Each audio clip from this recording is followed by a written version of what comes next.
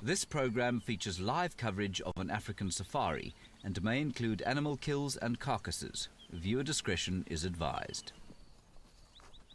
Good afternoon, everybody from all around our globe. Welcome to your live safari of today. It is, of course, the sunset safari because the sun will be setting at some point, hence the name. My name is Lauren, and a big fat thumb you're about to see belongs to David. And we're sitting here in the sun looking at some beefalo. Probably correctly called buffalo. I think this is the exact same herd we had on the sunrise safari. And they really haven't moved that far. And it's a much larger herd than I thought. It extends all the way back up to Inga's. And it's really, really good to have buffalo around. So before I forget, we are welcoming families from everywhere. USA, Netherlands, UK, Italy, South Africa, Malaysia, Romania, wow, France and Brazil. So welcome on board. You really are part of this experience. And of course, you must talk to us. Send in all your wonderful questions. An email address is about to pop up on the screen, kidsquestions@wildearth.tv. And we really, really look forward to hearing from you. It's been a very strange day weather-wise. It was cold this morning, then it got a bit overcast, and then it brightens up, but it's still only 26 degrees Celsius and 78 degrees Fahrenheit. So I know people in places like the UK will laugh at that, but actually it's quite chilly for out here. But of course it's winter, so I better get used to these chillier temperatures. Now this is a mixed herd. Males, females, youngsters of all ages. And they're right in the centre of Djuma. Where we are right now is very close to the dam cam. And of course they're just resting. So it's very, very central. And I'm really wondering if their presence will attract any predators to the area, be it lions.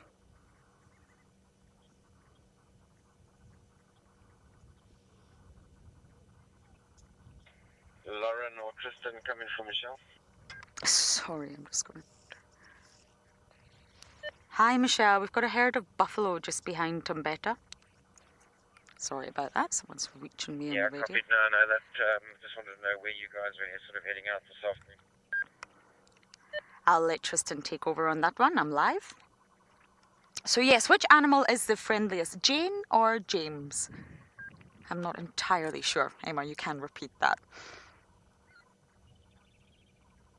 James. It's not a good idea to call you Jane, is it? James, which animal's the friendliest? Oh, that's a tricky one because they're all wild animals out here. We're on a game reserve and really we don't interact with the animals. None of them are domesticated and we are just mere observers. That's our role out here, to observe them and educate people about the animals. And therefore the friendliest...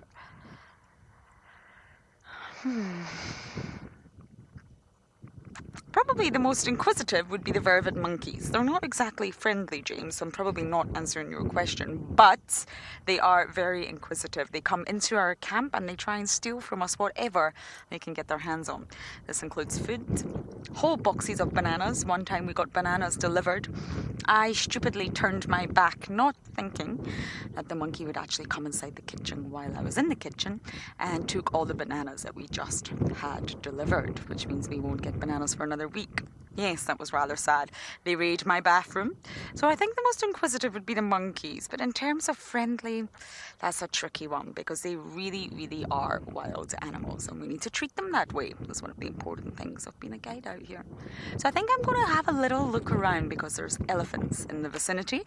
But as I do that, we are going to send you across to Tristan to say good afternoon.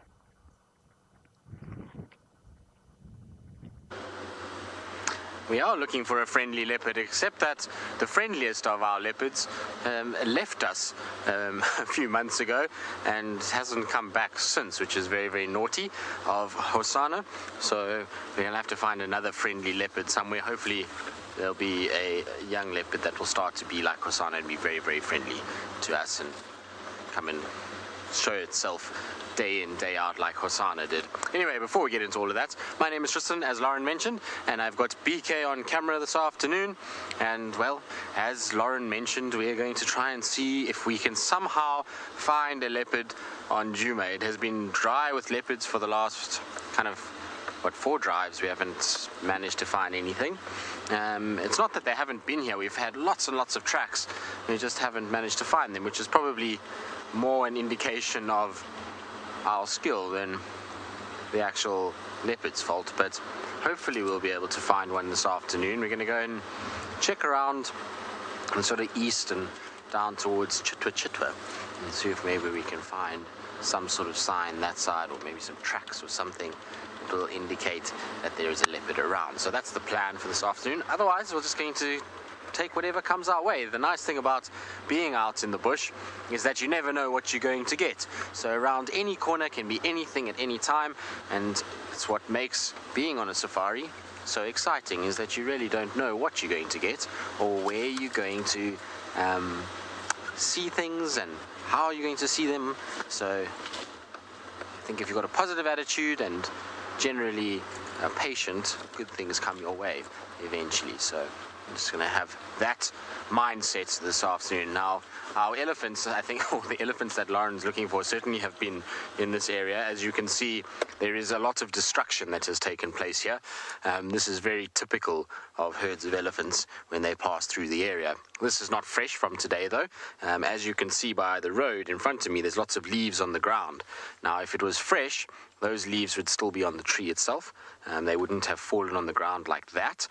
They would have been kind of, like I say, stuck to the branches. Or if it was very, very fresh, there would only be a few leaves on the ground, not as many as you see there. So this is quite old, but like I say, an elephant certainly was having a good time when it was here, that's for sure. But it has left a serious, serious mess, that's for sure. Right, I'm going to negotiate this little minefield that the elephants have left me, and while I do that, let's send you up north to andBeyond, Ngala and Rowan and see what his plans are for the afternoon.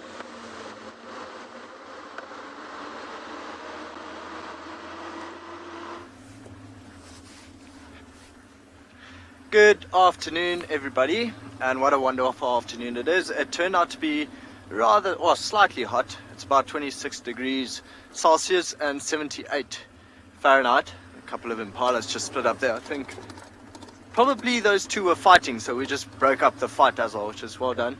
So of course, you guys are with Rowan and Owen Dowell behind the camera. We've just been driving around and actually just getting to know each other, because Owen just joined us recently. So he's actually a local boy. He's from here, well, Hazy View kind of part, so it's nice to know. Our plan for the afternoon is to basically go in the direction of the lions, but let it cool down a little bit again. So it will, I mean, if we had to drive straight there now, probably only take us about 15 minutes, but we're gonna just meander along the drive to Mavati Riverbed and try to take about 25 minutes. So we'll check on the young lioness first with her youngsters, see if she's around. If she's not, we'll go further on to the pride and see which males joined up with them. I think the young male should be in that area. You could see his tracks this morning, so we'd be able to give you an update on the Birmingham young male hopefully soon, fingers crossed. But yeah, otherwise not too much planned. Just take it as it comes, see whatever else we can find. I've been looking around for tracks of the Makoti male, but nothing fresh on this side. Even Emma is saying that she's excited. It sounds like a good afternoon that we planned. Thank you, Emma. We had tracks of the Tambuati Tom a little bit earlier, but it looked like early last night. You know, you can see with the trees moving slightly bit south, there's a northerly wind coming through, so majority of these tracks have actually been blown away, and very tough soil to walk in, so we're not going to be spending too much time in that area looking around. I was telling Owen that hopefully maybe tonight we'll be able to hear him rasping from tented camp. Fingers crossed. Okay, so while we go slowly towards these lines, we're going to send you back to Lauren, who's still with her buffalo. I did say I would look for the elephants, and I will, but I realized we've not seen, well, I haven't seen buffalo in a really long time. And they are part of what is called the Big Five here. Now, it's a term that we don't tend to use because it was originally, a long time ago, a hunting term. So it doesn't have a good history or good connotations, but it has changed, it's evolved, and now it's really a term that's probably used for tourism. Come and see the Big Five. And the Big Five are elephant, rhino, leopard, lion, and buffalo. All five which we get here. So I realise we've not seen buffalo in such a long time. I'm going to spend another few minutes with them before I leave them. But it doesn't appear like they're going anywhere, so they may be around the whole drive. And sticking together is very beneficial for them. Holly, you're 11 years old and buffalo herds can get very, very big. I have seen buffalo herds in the Masai Mara that look like they're pushing well over 300, possibly even 400 individuals. So it depends on the environment. The environment's got to be able to handle that size of herd. So in areas like this, where it's very thick in some parts, they're sitting on a nice open clearing right now. But if Davi's maybe to give you a view of the horizon in front of us, you can see that it's actually really, really thick and dense here. And this will make the herd slightly smaller. But in areas like the Masai Mara up in Kenya, the herds are able to get so big because it's open, it's vast, and it's very, very open. It's not dense like here. So the numbers can get much, much bigger and they can travel together. So this herd is large. It's larger than it originally looks, and they will probably try their best to stick together as much as possible for safety. But the herds can get really, really big. They're all just resting. I don't think they've done much today, but they're still taking a rest. I'm going to explain to you how to tell the difference between male and female. So, if you can see this one here sitting under the tree, look at the boss. The boss is what's on top of the head. So you can see the horns, and then you can see the boss. Davi's giving you a good view of it. The boss is the top. Oh, have you got an oxpecker in your eye? Ouch. And lovely white foamy stuff coming out of your mouth. This is a male, and you can tell it's a male because of the boss. It's huge, it's fat, it's thick, and it joins in the middle. You see where that oxpecker is right now? It's joined. When the boss is joined like that, you know that it's a male. Now, look at this little youngster looking at us. We need to find a good example of a female. Hello, little one. Davi's got one. There you go. This is a female. You see the horns are actually slimmer and the boss is smaller. And when she turns to look at us, which will hopefully be soon, you'll see that the boss on top doesn't meet in the middle. There's a gap. There we go, lovely lady, thank you. Do you see that? It looks like she's got a middle pattern, like she's combed it over on both sides. And that's the main difference, without looking at the genitals, that you can see between males and females. And of course the youngster, that cute little youngster that Davi just showed you, well, they're still developing. They're very brown in colour, and the horns and the coat and the hair are all still growing.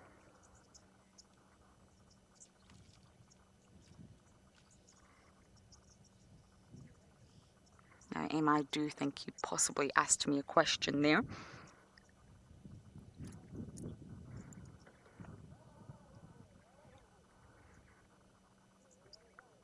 Casper, you're 6 years old and you're asking about domestic cattle, cows, and they are in the same group as buffalo. They're not ancestors, but they are related in the same sort of grouping of animal called, they're both bovids. So they're not directly related, but they're in the group called bovinae. And that's the group that we give to the likes of bison, buffalo, both your African buffalo and your water buffalo. certain antelopes and cattle. So they're all in a group called bovines. They're not ancestors of one another, but yes, they are related, Casper. And you can see that, can't you? They look like strange, dark cows.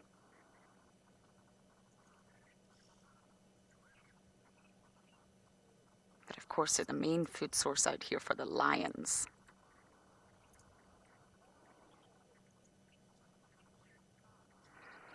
Okay, now I really do think I'm going to try and look for elephants now. They're around here somewhere, and I'd love to have a good elephant sighting.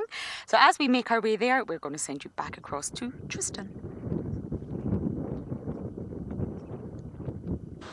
Well, hopefully you will find them, Lauren. A good elephant sighting is always good for one's soul. It makes you feel a lot better when you see ellies. Now, talking about feeling better, I'm sure this wildebeest in front has felt better in its life before. You might be wondering why I'm driving with a skull on the front of the vehicle. But, well, because we found it quite a long way away, and Lauren was busy with her buffalo, and so I didn't want to leave it behind and not show you guys. There's quite a lot to kind of talk about with it, so now that we kind of stopped, I can sort of hook it on the front. The problem is it's still very, very stinky because it's quite a sort of fresh carcass. This is not one that's too old. You can see there's quite a few insects that are crawling around on it, like ants and various little beetles that are busy milling about. And what they're doing is they're eating all the bits of skin and flesh that is still left on this particular skull. But I thought it would be a good time to talk about it because obviously Lauren has buffalo. And a lot of people get confused between these guys and buffalo, and typically when they see the horns and things like that, people often kind of are not really sure what the differences are. And so it's a nice opportunity to kind of show you just how they differentiate and how the different sets of horns look. I mean, obviously you saw with Lauren that the buffalo have really big, kind of heavy horns, and they're probably about double the size of what you see here. I mean, this is not a small set of horns at all. If I put my hand next to it, it gives you a really nice idea of how big wildebeest really are. But buffalo, on the other hand, are even bigger and weigh almost, well, twice to 3 times the weight of what a buffalo would be, and their horns are much, much, much larger. Also, what you'll see, which is different between a buffalo, and this is a male wildebeest that we have here, a buffalo male, unlike the wildebeest, won't have a gap between his horns. His horns will join in the middle, so where there's the gap here, they would have grown a little bit more, and each horn would have ended right up against its other horn. And in the females of wildebeest and buffalo, there's a kind of hairy section, and it's much, much narrower than this in terms of a gap. So that's already a way that you can tell the kind of difference. If you just had to see this little picture that you've kind of zoomed in now, you'd be able to tell. Also, like I say, not as sturdy as what the buffalo horns are. You can see, if you have a look, if I turn it, do you see how there's kind of bone that's inside underneath the horn? So a lot of people think that horns are made of keratin, or just hair, hardened hair, which is this black stuff, and that's the whole way through, but it's not actually the case. Underneath here is bone that grows, so you can see where it's got this kind of edging where my finger is. That's bone, and then it's covered with this black sort of structure. Now that black stuff is the same as my nails. It's a hardened hair called keratin, and that just protects the bone on the outside. And make sure that the bone kind of stays in good condition. If this horn breaks, it's why it doesn't regrow. If you're in the northern hemisphere of the world, then you'll have a different system. Most of the antelope or hoofed animals in the northern hemisphere, they have antlers, which means it's cartilage and not bone, and so that's why it grows every year and then drops off again, and can do that. With these guys, their horns stay on all the time, and if they break, they don't come back again at all. Now, the other thing I wanted to show you guys with this is to show you how big the eye is of these hoofed animals that we get in this area. I'm going to put my hand there, and you can then get a sort of sense of how big that eye socket is. Now, the reason they've got such a big eye socket is because, and that means that they need to see what's going on. In particular, something like a wildebeest that spends most of its time in open clearings, they need these big eyes to be able to spot the lions and leopards and wild dogs and hyenas and those kind of things that eat them. So really, really large eyes that they're able to then pick up predators. Obviously quite a nice set of ears, and if you look at their nose, so this is where their nose would have been in the front, also quite big and wide, and that will also help with them being able to smell and be able to pick up if there's anything around them. Unfortunately, this particular wildebeest's nose is damaged because of the fact that it was eaten by lions, and probably hyenas have had a bit of a chew on it as well, and you can actually see the teeth marks and the where they've chewed on the end here. It's quite common to see this on carcasses out here. You always know if a carcass was killed by a predator because you can check in this particular area. There'll generally be lots of bite marks, and that's because, funnily enough, a nose for lions and leopards and hyenas is actually one of their favorite things. They love eating the noses of animals, funnily enough, which is pretty crazy. The other thing that we can look at quite nicely, because we've got the skull, is the teeth. We know that our teeth are very different to this. You can see that they don't have any teeth in this area over here. It's all towards the back, and these are all called molars, and basically what these are designed to do is cut grass and eat lots and lots of grass and cut it into little fine pieces that can then be swallowed and be chewed up. Now, anything that is something that eats grass generally has flat teeth like this, and while they don't look very sharp, they actually are incredibly sharp on the edges here. If you run your finger over here too quickly, you could potentially cut yourself. And so what they do is, as the grass goes in, the bottom jaw will move, and it kind of does this motion. And then they chew down, and it cuts the grass into little small pieces, and then grinds it down, and they swallow it. Predators' teeth don't look anything like this. They have more triangle-shaped teeth that are designed to take chunks of flesh off, and they'll obviously have canines and incisors in the front, which you don't see on this particular guy because they don't need canines to kill anything. Grass is a nice thing for a wildebeest. It doesn't move too much, so easy to be able to catch. But it's in size, and to see all the different things you get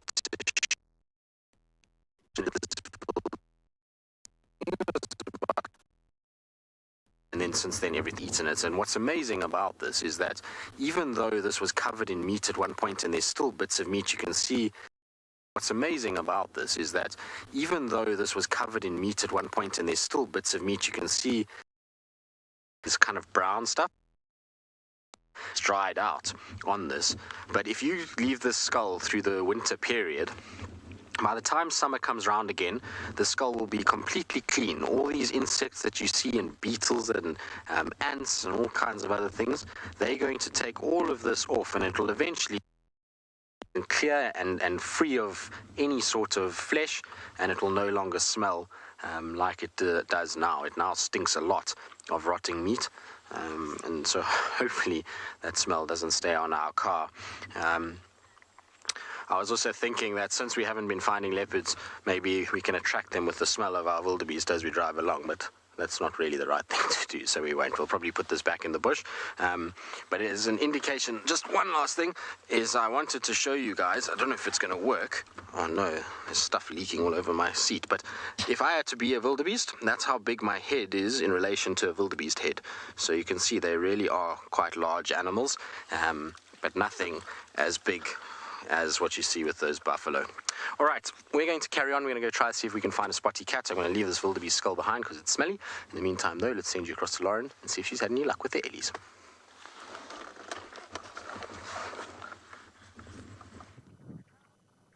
It's not an elephant, but we do have a warthog. There's lots of warthogs around at the minute, I must say, and it's lovely to see them so relaxed. They can be very, very skittish. I don't know how many times I've put warthogs on camera and they run away. Look at it bending down. You see that? On its ankles, if you like. Trying to get better support for getting whatever delicious food is on the ground.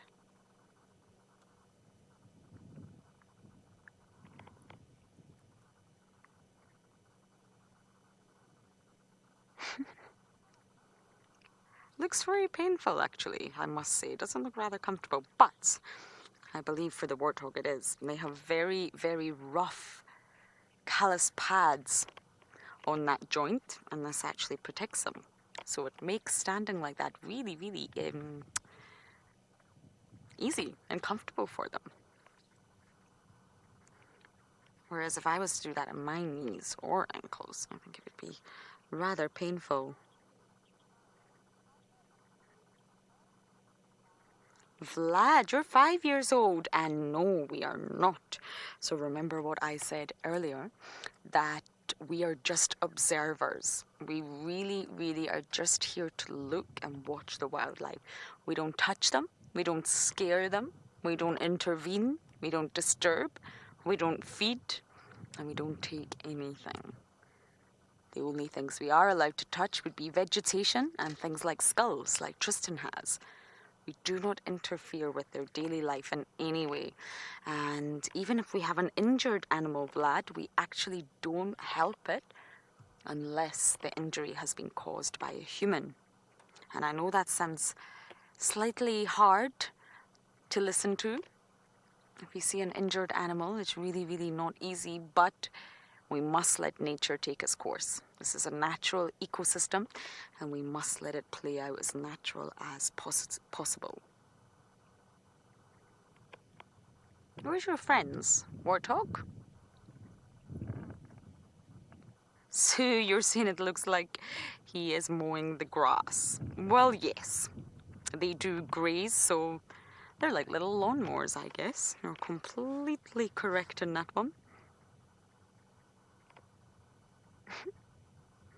A group of warthogs is actually called a sounder.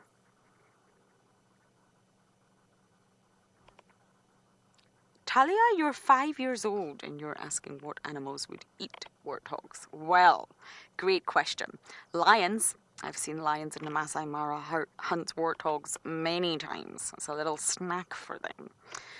They can do it alone. They don't need the rest of their pride. So if the lioness has taken a little bit of a break from the pride and she's on her own, she can easily take a warthog.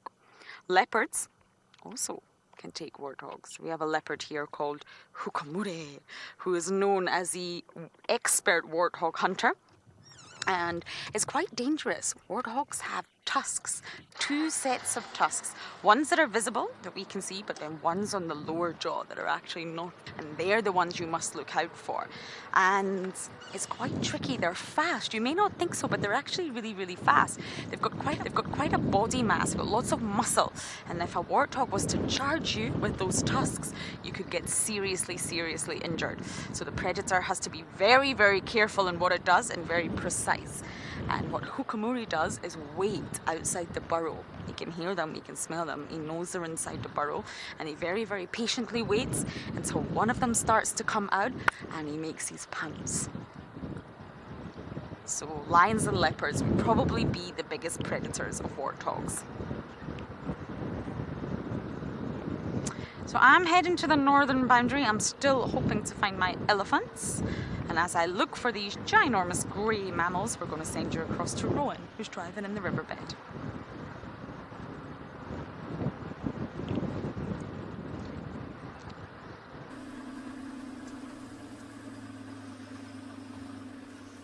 Lauren, I'm also hoping to find elephants. We're going to pop into the dried up Timbavati riverbed from here and then continue west. So we are now in the Shitsalala drainage line. Sorry, I had a bit of a malfunction there with my mouth. But no fresh tracks or sign or anything of the Shitsalala leap.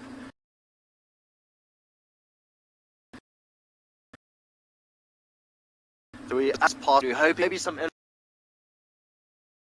elephants to the river to for water. So the overhack of birds, and we've been quite a few combrine species. Just beautiful riverbed. It's of anything that not too like Sunday morning. But like I said, it's not the hottest days, and there's a slight bit of a breeze.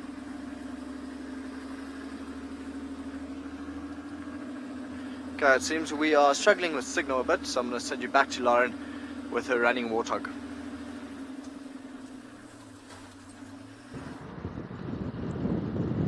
I can't believe this, everyone. This warthog is just running beside the car. He gets a little bit faster and then we catch up. Let me catch up. This has been going on for about, well, since you last left us. This is an extremely relaxed warthog who seems to be enjoying running alongside us. I can assure you we're not disturbing this individual. He's just, I'm not sure, enjoying. If this warthog was scared, I promise you it would run off in the opposite direction. Okay, let's take a breather, shall we? Oh yeah, that was tough. That was a long race. I feel like I've made a friend.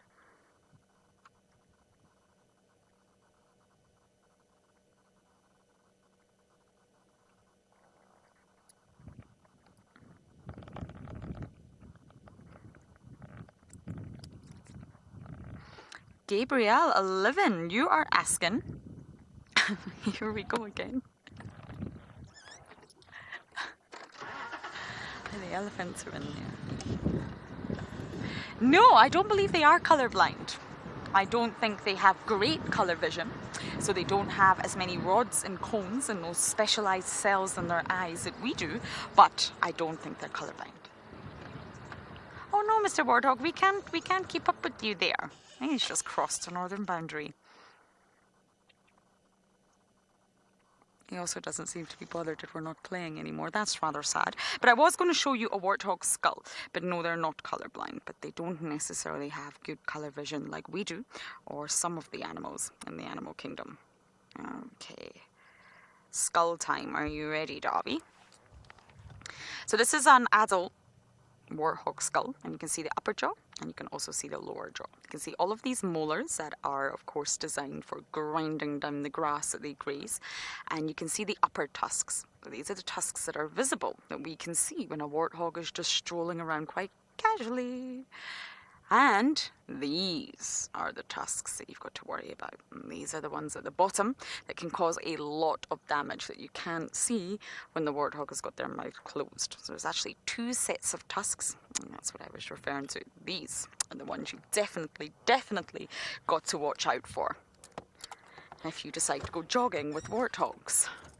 Okay, I'm going to turn back because the elephants are in the block behind us. And I'm hoping they're coming this way. Elise, you're 8 years old and you're asking how big can a warthog grow? The warthog we just saw, I would say, was almost full size. And this is a common warthog. You do actually get different subspecies of warthog. And Davi and I were recently in Ethiopia, and it's a different subspecies you get up there. But that was probably full size, I would say. They're very short, they're not tall animals, they're not blessed with height, but they're very rotund, they're very round, and they've got a lot of meat on them, a lot of muscle, and they can run incredibly fast when they want to, but they're just not very tall, which means when the grass is as long as it is up here, they can actually hide in the grass, and it benefits them greatly. Okay, elephants, where are you?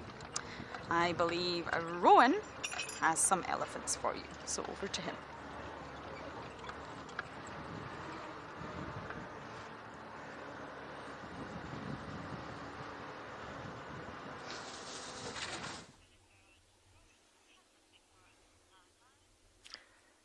And I was going to make it a competition.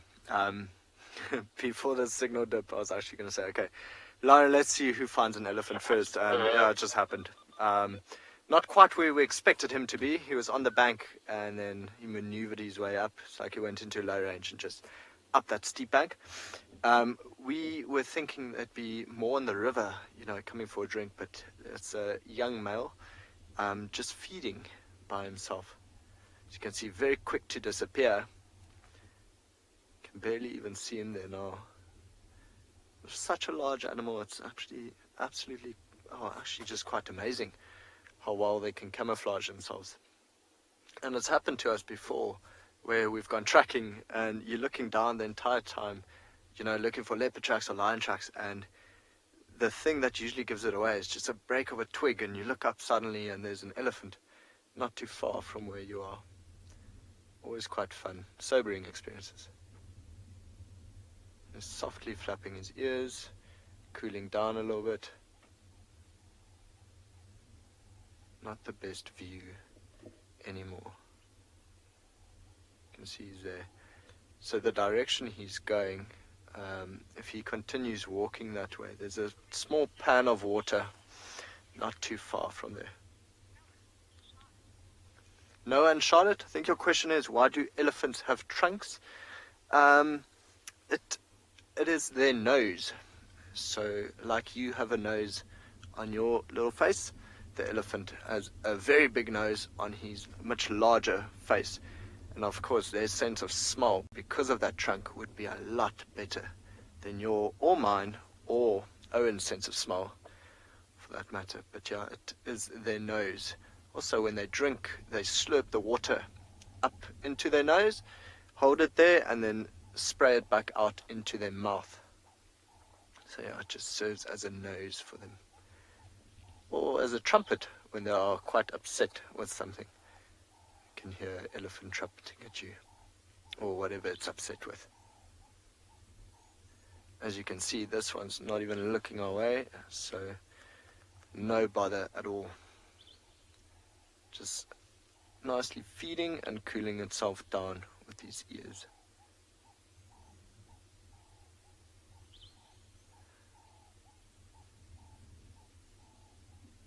Very, very peaceful animal to watch majority of the time. Okay, so because he's going up there, we're going to continue on in the river, see if we can maybe find another, or maybe a herd of elephants, or maybe just another one feeding on the bank. So far we've been lucky enough. We've had a very good day, I'll admit. So let's see, maybe a couple more elephants. I mean, from this angle I can't even see him anymore. It's absolutely amazing.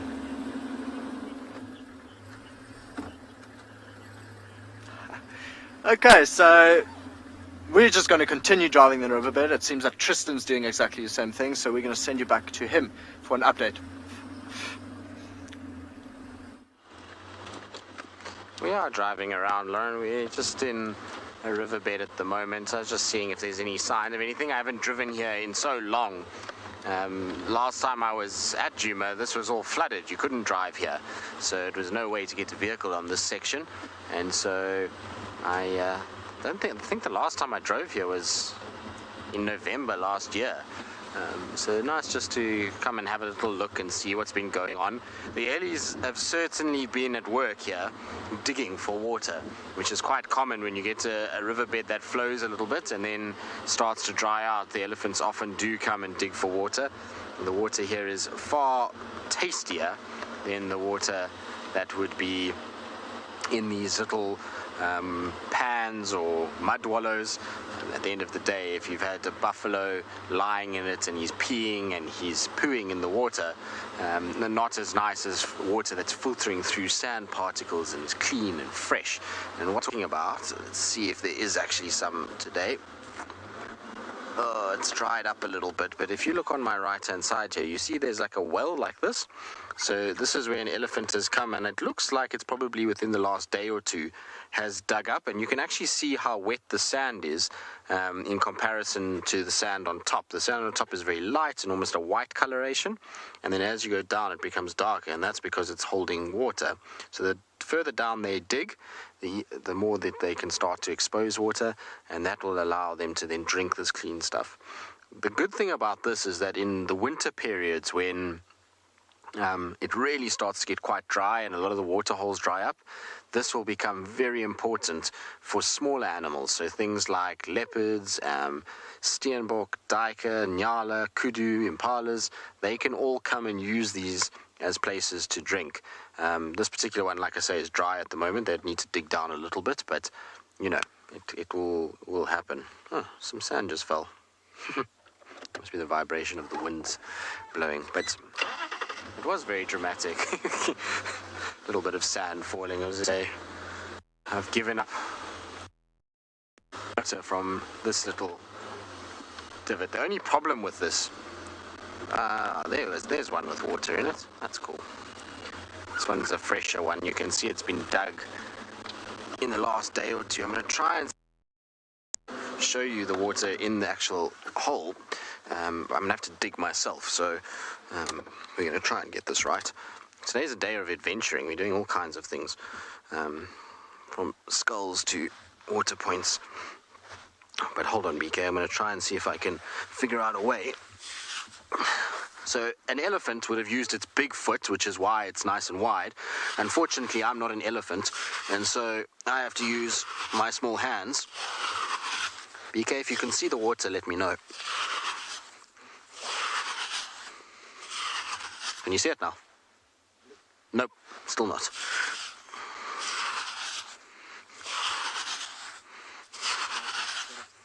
Can you see it now? Still not. You can see it. Okay. So there we go. You can see how the water seeps up from the bottom, and then the elephants just suck that up, and then they'll eventually be able to get as much as they need to drink. And that provides now water for all kinds of other animals to come drink. Whoever's washing these shorts is not going to be happy, BK. I've just made a big mess. Oh well. It's the way it goes. I'm sure many of the kids watching can sympathize with having sand and soil all over their shorts, and many of the parents are probably thinking to themselves, why am I doing this? I'm giving your children bad ideas. I do apologize. I thought my digging was quite good though, BK. I thought I did quite well.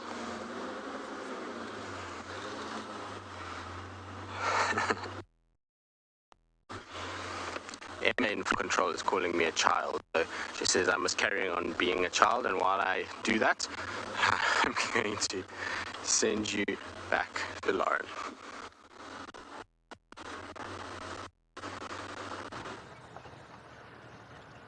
I hope Tristan didn't get his shoes muddy. Those shoes are not for getting muddy. Very nice shoes. My ellies are just not going very well, I'm afraid. They're in that block, and I don't want to go in the block. There's still quite a wind, and I really, really don't want to disturb them while they're feeding inside a block. So I think we might head to Buffelshoek Dam, see if there's any more elephants there, and then we can come back and see if we can get this herd. But they're in there. It's just a very tricky block, and elephants can become very, very nervous in the wind. They don't like it.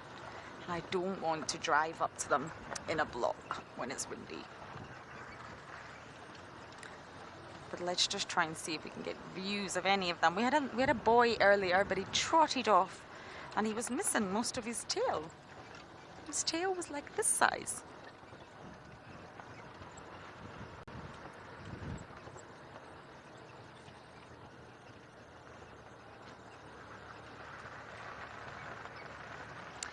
Gabriel, you're 11 years old and you're asking about elephant predators. An adult elephant, no natural predators. But an elephant calf, yes, lions would absolutely take an elephant calf if they can. Now that's why the mothers and all the elephants in the herd really, really protect their young. They don't let any predator get close. But if lions could, they would. Now when it comes to adults, I'm afraid really there's no natural predator. Mainly another elephant. A male could do a lot of damage to another male. They do fight. But other than that, Gabriel, no, we have no natural predators. Now this is where we saw that male, but I think they've gone deep inside now. Which means I think we should go to Buffelshoek Dam.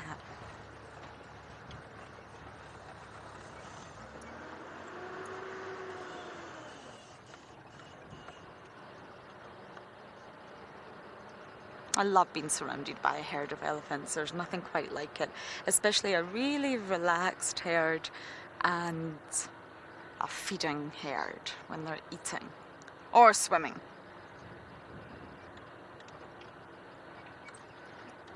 Yeah, I don't think we're going to have any luck here, I'm afraid, which means we're going to do a U-turn and drive back.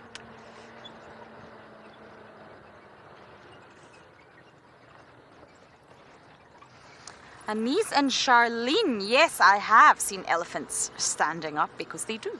They've got great big bodies, so it isn't always easy for them to get down on the ground, lie on their side, fall asleep, and then get back up again. So they can do that, but they can also rest and sleep standing up. Sometimes they can put their bodies against a big tree, close their eyes, and rest. I don't think I could do that. I need to be lying down in my bed. But yes, they can. And they're also quite sleepless. They really, really don't sleep that much. They walk a lot, even throughout the night. They feed throughout the night and drink throughout the night. So they sleep in small bouts rather than one big long sleep like we do. And yes, they can sleep standing up.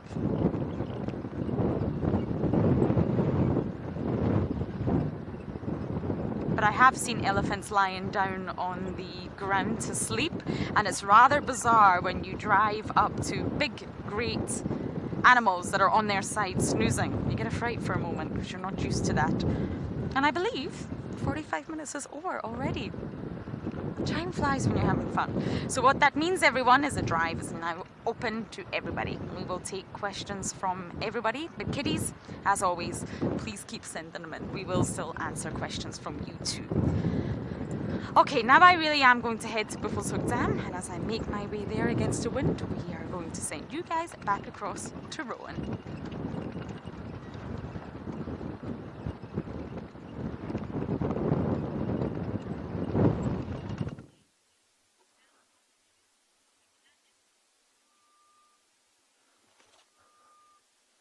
Okay, so we found another male elephant just on the bank. A little bit older than the one we saw earlier, and the left tusk seems to be, well, quite severely broken, but not fresh break. Quite an old break. Just waiting for him to come down.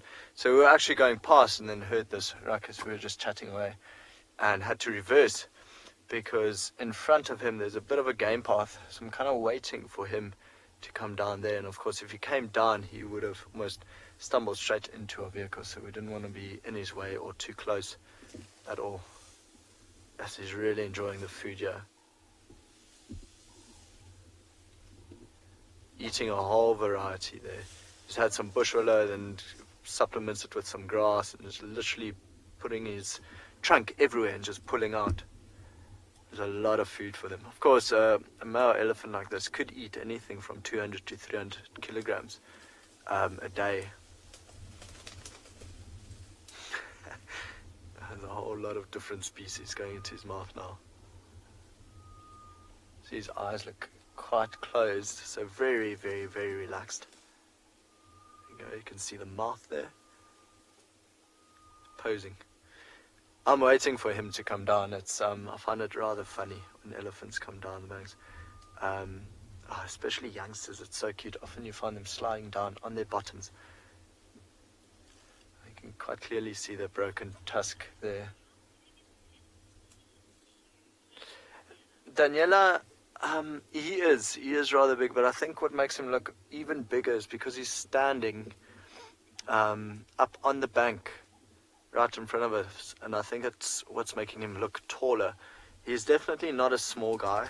Don't know, I would judge him about 6 tons, so very, very big. You can see quite a thick tusk coming out, even though it's only a stumpy left now, not too much. But no, really good sized elephant. And it's only him by himself. I can't hear any other elephants feeding around him. Yeah, you can see that tooth. It doesn't look like a very fresh break. So this could have broken off in a fight with another male. It could have broken off when he tried to rip the bark off some trees. Quite sad. It will grow back because it's a break outside of the sheath itself, but it's going to grow very, very, very slowly. Quite nice light on him, that mottled, shady sun. And quite nice, zooming in like that, and you can see the green of the leaves almost flecking the trunk. Keegan has asked if elephants get toothache. Keegan, I actually can imagine that they do, the same as humans do, because it's a part of you, and of course it has nerves as well. So I think when there's a fresh break, it would be quite sensitive and could cause a bit of toothache. Maybe that's why, Keegan, we see grumpy elephants every now and then, because they have toothache, which I can imagine that they do suffer from toothache. I think any animal.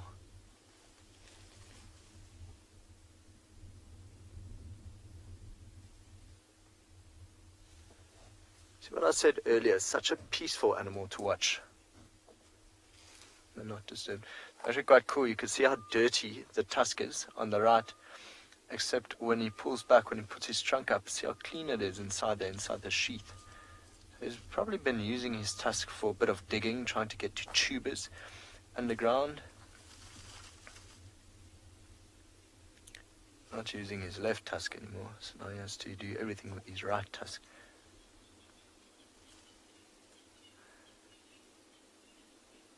Quite interesting to watch the trunk feed everything into his mouth. Oh, he's reaching far.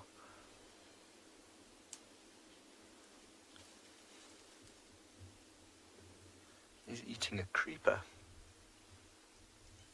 Yes, come down.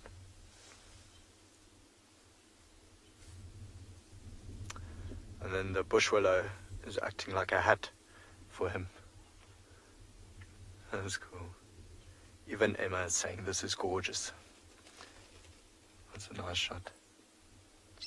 So you can see in his eyes, he looks very relaxed. It's also awesome to get this close up and you can see the amount of wrinkles on their skin. Very, very thick skin. I think at places about 6 centimeters, which is very, very, very thick. Also nice bit of eyelashes. Of course, this protects them, or protects their eyes, especially when they do go feeding into thick vegetation like this.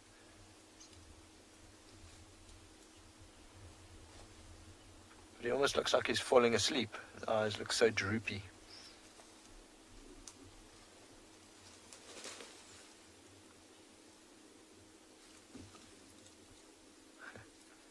Even a bit of sleep in the corner there.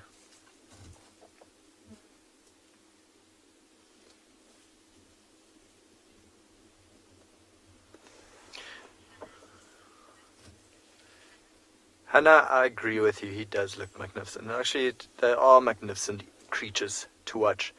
And I think that's why both Lauren and myself want to find elephants today, because they actually are really, really fun to watch. You know, very clever and just always busy doing something. So with elephants, of course, they have to eat a lot. So often you just find them either eating or drinking to keep, well, to stay that size. I just really want him to walk down. There we go. I think he's trying to measure the distance with his trunk. Okay, you can do it. There you go, slowly but steady. He might sit down on his bum. No, just bend the legs a little bit. Okay. No, now he's showing us exactly how big he is. See how he lifted the trunk to almost smell us, sniff us, see what we are. Are we any threat? But not coming towards us. He might shake his head. See what he's doing now? He looks back at us every now and then. The tail is raised slightly. So we're not going to start the vehicle now because we'll put pressure on him. Okay, now he's showing us he's a male. Getting the full view. But so yeah, that tail raised is a sure sign that an elephant is a bit upset. Okay, so now because he's disappeared, we're going to send you to Lauren, who's gotten to the dam. I don't quite know what is happening here, everybody, with the grebes. What is happening to that one?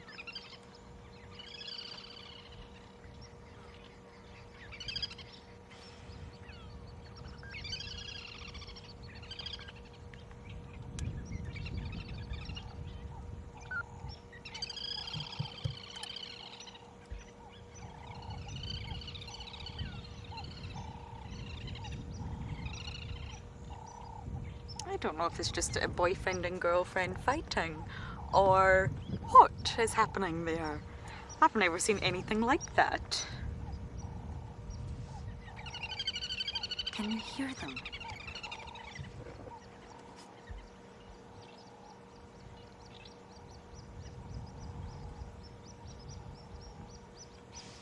That grebe was very, very upset.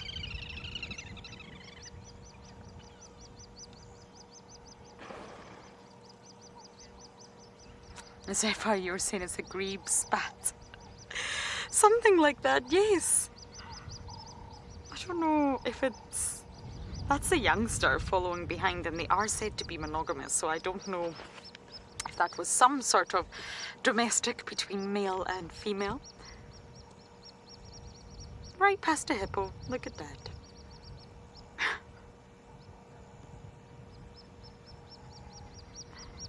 Hello, hippo.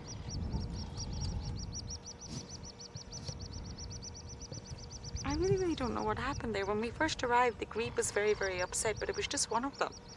Almost looked like it was stuck. I wonder if in some way it got stuck on something, its back leg, and then it went into mass panic, and the other one came over to see what was going on, and then now, well, they both swam off.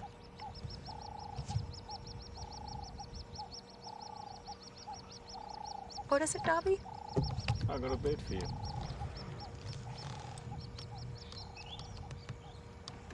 Oh my goodness, Darby, well spotted. Is it an African harrier hawk? I think so. It looks like it. I can't completely see from here, but it does look like a harrier hawk. If any of you have better views, let me know.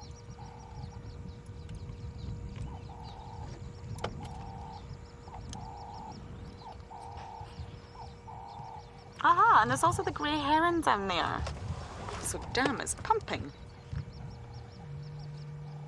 From a distance in the sunlight, it looks like a stick, but no. Oh, that's not the bird I was talking about. That's a different one. Is that a woolly-necked stork?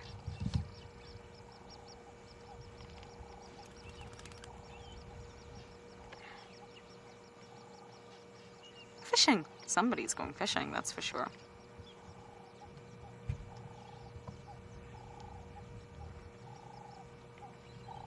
So that was a woolly-necked stork seeking around for lots of delights, and that is the grey heron.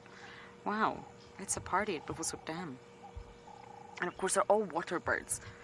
The grebes dive under the water. The herons fish. They use their long legs. They stand remarkably still and they fish. And the woolly-necked storks, they also fish. Frogs, insects, sometimes fish. Can we go back to the stork, Darby?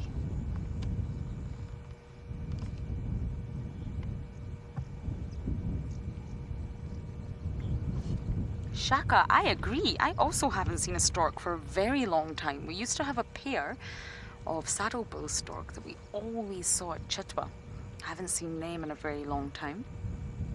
A marabou I did see the other day landing at a carcass during the day.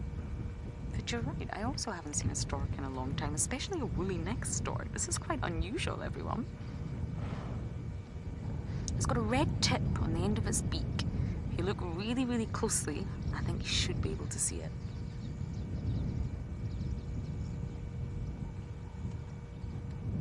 And it's very difficult to tell the difference between male and female. I'm not actually sure if I could tell you from this distance if it's male or female. They're very, very similar. And they're also said to be monogamous. I think the only other time I've seen woolly-necked storks has been at Buffelshoek Dam. Something's delicious down there.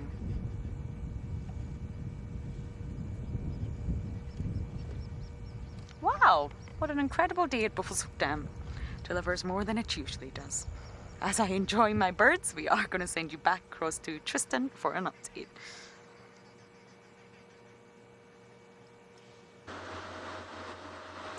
Well, Lauren, we're on our way to Chitwa. We're going to go and scratch around, see if Kuchava cubs, maybe Sibui cubs are around. You never know, maybe Mulawati around. I know Lauren said she was there this morning and she didn't see any tracks for a leopard, so I know that if we go and we at least find tracks, it should be fairly fresh, which certainly will help. But I think Lauren's got it right today. He's doing a spot of birding at one of the dams and just waiting. It's a warm afternoon.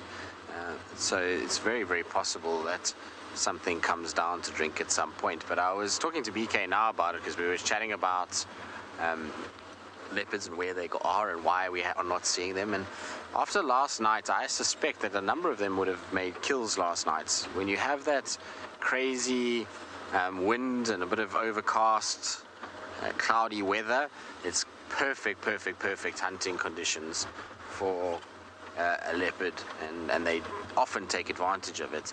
And so if they didn't tree their kill and they somehow managed to keep it, then they wouldn't probably have treed it yet during the course of today, and only this evening will we start to see them going up into trees. So I'm hoping that we'll bump into a leopard with a kill somewhere in the next kind of 24 hours.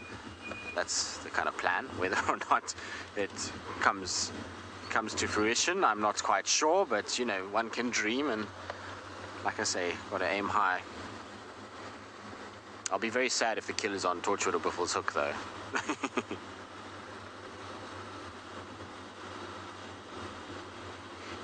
Crystal? No, doves, I'm afraid, are pretty useless when it comes to alarm calling. As is my driving, it's pretty useless too. Yeah, they, for some reason, just don't really make an alarm call. And so, no, we don't listen to them at all. Generally, the only way to tell if something's chasing a dove around is to watch it flutter past you with whatever it is in pursuit. What have you got there, BK? Oh, hornbill. Sorry? Okay. So BK was saying there was a hornbill that was struggling to land on the telephone wires that go along. It's probably due to the fact that there is a bit of a breeze blowing, and maybe this hornbill's just being a little bit lazy. But yes, doves are not really useful out here, I'm afraid. They don't really give us anything, which I think is a little unfair. I mean, it's probably why we don't stop for them all that much. If they actually did something, they would get a lot more TV time, that's for sure. And maybe they'd be more a celebrity. Although, I don't really see a dove as being a hugely entertaining wildlife star, if I'm honest. Although there was a comic at one point, or animation that had doves in it, wasn't there? I think there was. Didn't Animaniacs or something have doves in it? There was one of them that way. No, there was definitely a cartoon series that had doves in it. Or pigeons. Maybe not doves, pigeons. But I'm sure it was, I think it was Animaniacs. That's what I'm going for. Might be completely wrong, but...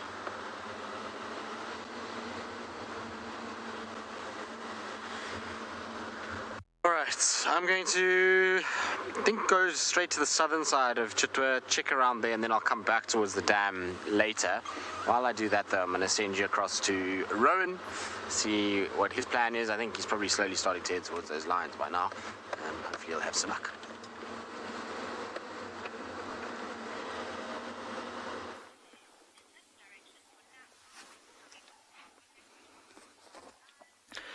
Okay, so we were just driving the river and we wanted to come check past the den site of the young female. She's not here, but her brother is here. He's passed out on the western side of where her cubs are hiding, or the cubs are denning. So behind him in that thicket is where she's leaving the cubs, and he's just resting. So I've been looking at his leg through binoculars, and it seems the wounds have healed quite well. Doesn't look like they are oozing anything. I haven't seen him walk today, so I can't really give you a great update. But I spoke to the elusive Yapi and Nikki this morning, and they said, you know, he can wiggle his toes, so I don't think it's broken. But it'll be interesting to see a little bit later, maybe when it cools down, if he limps around. A big stretch. Oh, you look very sleepy. I don't know what he's heard. But I mean, looking at the size of his tummy, it does look like he's eaten something as well. And he could have very well eaten with the pride this morning or last night. Because remember, all of them were full-bellied. And he's just been trailing them. So his track is a lot larger than both the Rossmale's trucks, which is why we can quite confidently say that he's been with the Pride or trailing the Pride as well. And then, of course, what he's doing at the moment is every now and then he drags his, what is that? His limping foot on the ground. So yeah, hoping, I mean, the wound looks good. It looks like that's recovering quite well, and I think he's been licking it quite a bit. So the wound itself looks like it's healed. I'm just hoping that the tendons in the legs can actually heal. Tyler has asked for a recap about what happened to Lion. Tyler, we don't know. In all honesty, the Birmingham Pride went east, and we didn't see them for about 9 days. And then the one morning we heard lions calling, and we found this young male limping when they got back onto andBeyond in Ngala. And so he joined up with one of the Rossmales. Okay, let's see what he does. I think he's just being bothered by a fly. Maybe a fly stung him or bit him. So we found him, and he linked up with one of the Rossmales, and they were both roaring together. So I don't know whether it's the Rossmales fighting with him, biting him, or whether this happened and it was two or some other male from the east. But his face looks good. Got a big yawn coming. No, he looks quite happy. There's a bit of a smile there. So yeah, Tyler, we're not too sure which male got hold of him, but he had definite puncture wounds in his leg. So yeah, hoping that recovers. It's his back left leg that has a puncture wound, and definitely bite marks, not claw marks, not scratch marks, but something bit into that.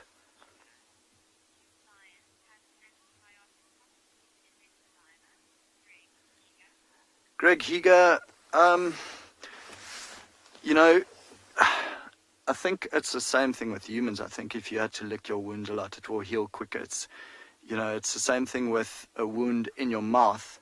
How much quicker that would heal to, say, a scar or scratch on your hand.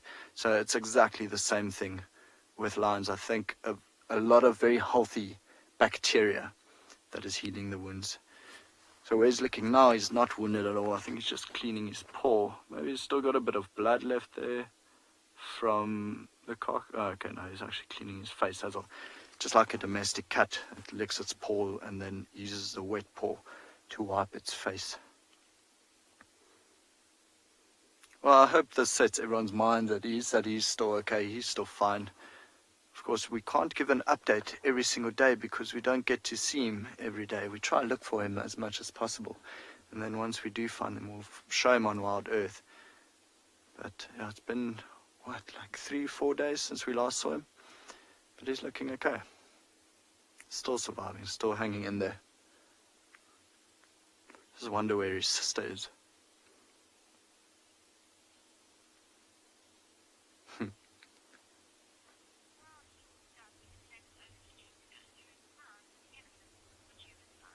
Okay, so we're going to sit here for a while, see what he does. I hope he gets up. I want to see how badly he's limping. But it seems like Tristan has found an elephant for the Djuma side, so now it is 1-1. Well done, Tristan.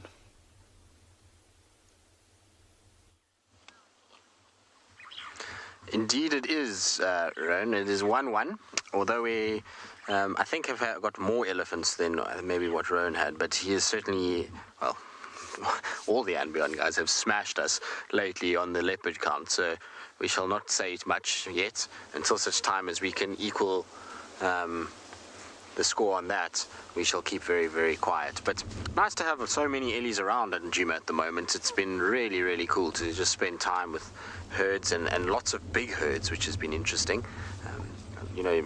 Normally kind of see, like I was saying this morning, so it's herds that are 10 to 15 individuals, but the herds that are around at the moment are all quite large. This particular grouping is only a very, very small section of the herd that is actually in the area. They're stretching all the way kind of to the east and west, so there's quite a lot here. In fact, it could very well be a herd that maybe we saw in the last couple of days and just made their way a little bit further south. But you can see they're doing what elephants do best, which is just consuming mountains of grass and leaves and various other things. I think, hopefully, well, what I'm hoping is that these guys are going to go to Chitwa Dam soon, or maybe around sunset, and we'll catch them that side. I suspect, though, that they've come from another dam that's not very far away called Treehouse Dam.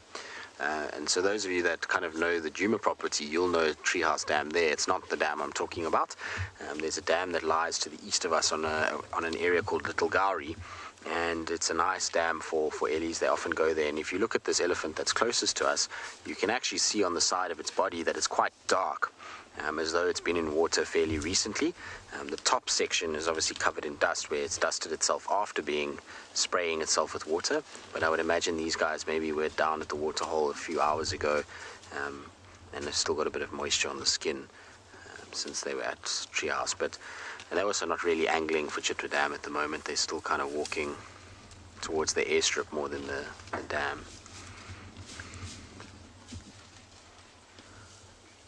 And Non, I've had this question before, and I remember there was a whole discussion about it, but I can't remember what the outcome was of it. But you're asking if humans have ever tried to milk an elephant before. And I think it was that they have tried before. I think that was, if I remember correctly, but we definitely have discussed this. It actually led to the most ridiculous conversation. Or was it a buffalo? We were talking about buffalo, that's right. We as if we've ever tried to milk buffalo, but it led to the most ridiculous conversation about buffalo opening up their own milk bar and charging for different things, and it was a stupid conversation that we end up having out here, because this is sometimes what happens when you spend too much time in the bush, as you start having ridiculous conversations. But I don't know, to be honest with you. I certainly have never seen it with my own eyes, somebody trying to milk an elephant. I would imagine that it's probably not the best idea, because an elephant is a rather dangerous creature when you are that close to it. I mean, I know there's obviously elephants that have been tamed, or forcibly tamed in a lot of cases, which is not so nice. Whether or not they would actually let somebody do that, I really don't know. But I suspect some crazy person has tried at some point. It would not surprise me at all, especially given that elephants were such a big part of a lot of cultures way back when. They were used in all kinds of different ways. And so I suspect somebody has tried to milk an elephant at some point, and I don't think it was a very good, well, it certainly couldn't have been good business, because otherwise elephant milk would still be a relevant thing, and as we know, it's not. So I suspect that elephant milking is probably not the safest nor the best idea, so don't try it at home is probably what the best recommendation is for that. But I'm pretty sure some crazy person has tried. There's crazy people that try all kinds of crazy things, and if we've got things like almond milk and stuff like that, then, well, I'm sure people have looked to alternative milk sources from animals as well.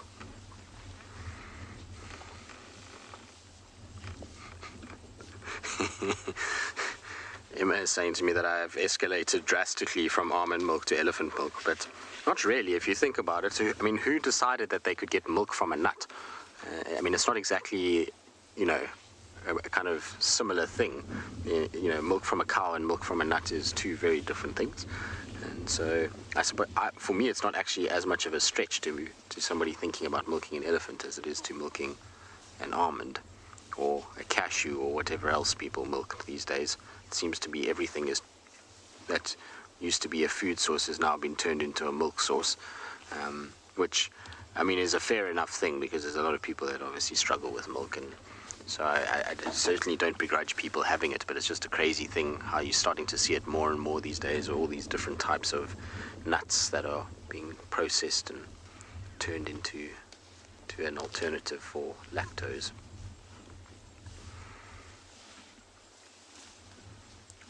But I don't think I'd want to milk an elephant. I think it would be not only a dangerous job, but I would imagine a fairly difficult one to get towards those front legs and kind of in amongst all of the tusk and trunk, and you're in firing line there. If she decides she doesn't like what you're doing, you're going to get a trunk to the forehead or a tusk to the abdomen. Bless you, BK. Are you all right there? You're okay? Okay, excellent. It's all the dust these ellies are throwing up by breaking off grass. poor Bika is suffering a little bit of allergies, which does happen at this time of the year. Okay, I'm going to leave our Ellies for now. I just want to do a little loop around, and then I'm going to come back and see if they've made it closer to the dam. In the meantime, though, let's send you back across to Lauren, see where she is, and see how her afternoon is panning out.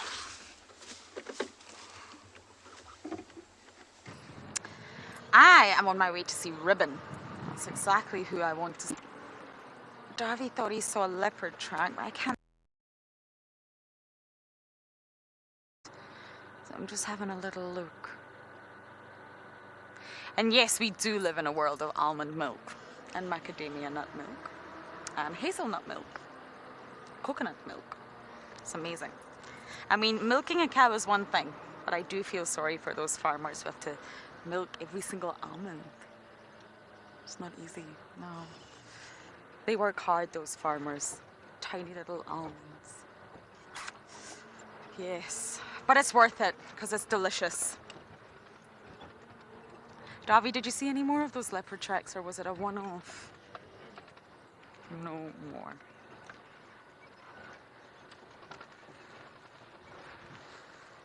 A one-off track most likely means it's an older track, and it's just, I think I see what you're talking about.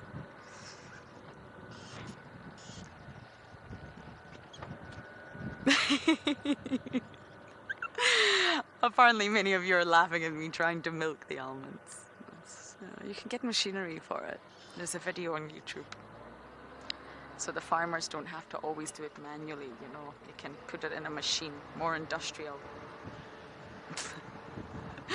Oh, imagine. So we're taking the long way round to get to Ribbon. She wasn't there this morning, and I really do believe they're onto something that we just don't know about. I'm afraid the hyenas were everywhere this morning. No one was at the den apart from some warthogs, so of course we can't stay there.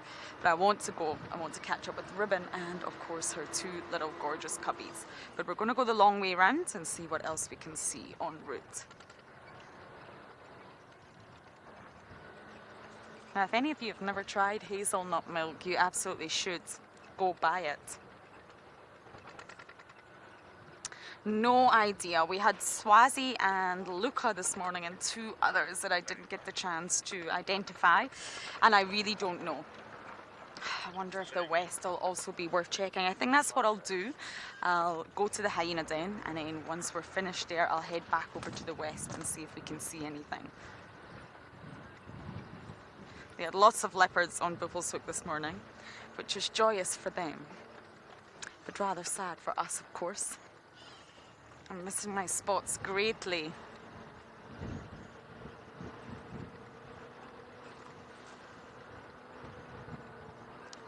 Okay, I think Rowan is definitely winning at the moment, both elephants and lion, so let's go over to him and hopefully I'll have hyenas soon.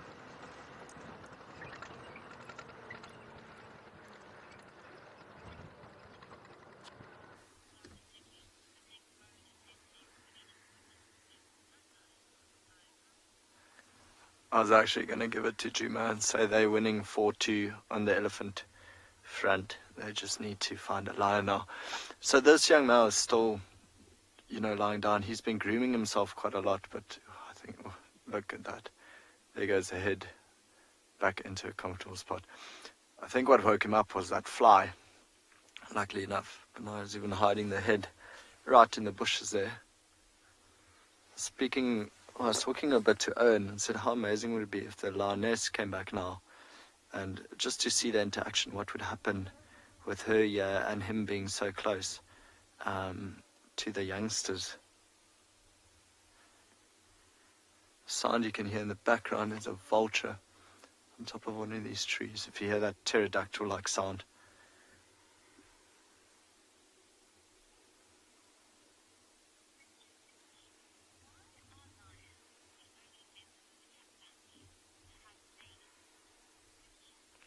Vicky has asked why are lions the only member of the cat family to have manes. Vicky, that is a very interesting question. I can imagine I don't know. I really don't know. To be honest, I have no idea, and I've actually never thought about it.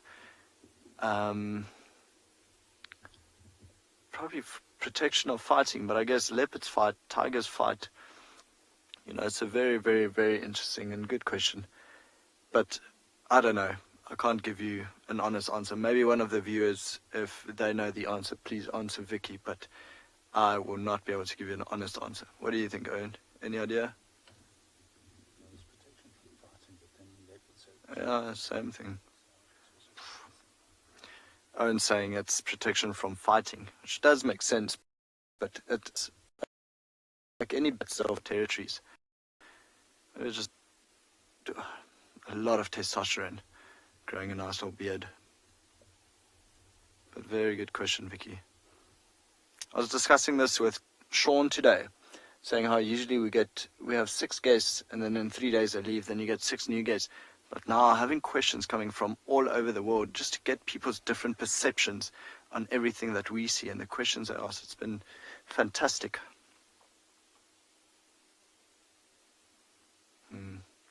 Okay, he looks very sleepy. I think what we might do is let him snooze on, and we continue to see what the rest of the pride is up to, see if they're waking up maybe slowly, maybe they're still sleeping in this heat as well. But let's go see what they're up to, and then we might swing past you again a little bit later, see what the afternoon has in store for us. Okay, we're going to send you back to a stuck Tristan with his elephants.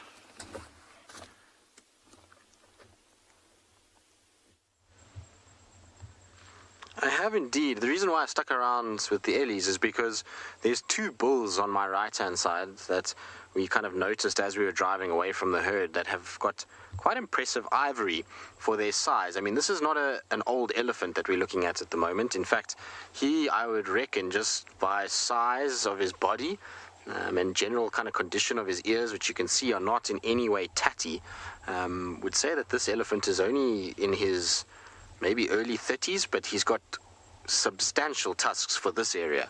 They're not massive tusks for some parts of the world, but for this area they're pretty decent set, and he's got a friend with him who's got an even bigger set, but it hasn't come out yet. But nice to see big tusks on Ellies. I mean, it's just one of those things that makes you, for some reason, I don't know why, tuskers are animals that evoke all kinds of emotion in people. You know, it kind of leaves you in awe when you see these really big tusks. And I mean, we obviously don't see tuskers like they were in the past, you know, or like they are still in some parts of, particularly East Africa. There's some really nice tuskers up that side of the world. Unfortunately, one of the largest ones died recently, an elephant called Tim, which was a shame. But and those guys dwarf an individual like this. But for us in this particular area, this is a decent set of tusks. And like I say, for a young bull like this, he would be probably an elephant that researchers would potentially look at as an emerging tusker. So what that means is that it's younger bulls with impressive ivory for their age, that as they grow and start to become 40, 50-year-old individuals, could become tuskers in their own right. And so there's quite a few emerging tuskers spread throughout the Kruger system. And so, you know, maybe this is one of them. I don't know them all. There's quite a few of them. But potentially could be one. It's a really nice example of an Ellie.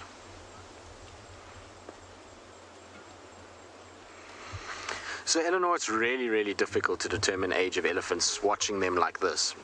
You do use a few factors in order to determine ages. So one is the size of the animal itself, ear kind of condition. Often as they get older, those ears start to get tattier and more kind of ripped and in bad condition. Tusk size is something that you can use, but is not something that is definitive, because if you think about this, if you watch this morning, we had a very big bull elephant this morning, but his tusks were quite small. They weren't long at all. They were quite short, and he was much older than this individual that we see here, and also much bigger. So tusk size is not really a great indication of age, but when you combine the factors of body size, tusk size, ear definition, as well as the temple area, so just above the eyes, between the eye and the top of the head, you'll see that there's a temple that's there. And as that starts to sink in and go more and more sunken, that is also an indication of age in an elephant. But really the only proper way to be able to age elephants would be to examine their teeth. So to open the mouth and really have a look at the teeth properly. That would give you a really nice indicator of how old the elephant is. They only have 6 sets in their lifetime, and certain sets come through at certain times of their life. And so depending on what set they're on, you can get a much more accurate indication of how old they are. But of course, you're not going to go walk up to that elephant now and tell him to open wide and then stick your hand in there to go and have a little look at his teeth. So, it's just a guess really. Anyway, he's just hidden at the moment. I'm going to stay here because I want to see the other bull come out as well. And while I do that, let's send you to Rowan, who's got a bird on a telephone pole.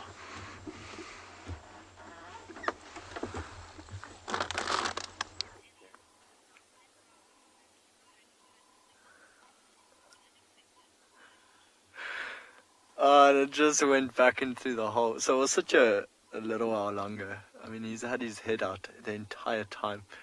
Let's see, maybe it comes back out. So it's a brown-headed parrot. I was actually speaking about this the other day, about how they've nested in this hole. And he was literally just their head sticking out, checking out the world. And now he just went back in. Let me wait here just a little while longer.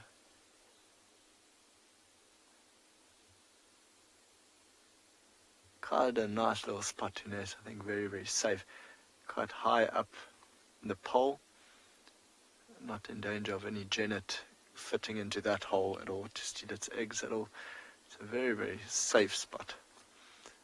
It's the second time I've been trying to show this on Game Drive, and every single time I come here, it's just we miss it.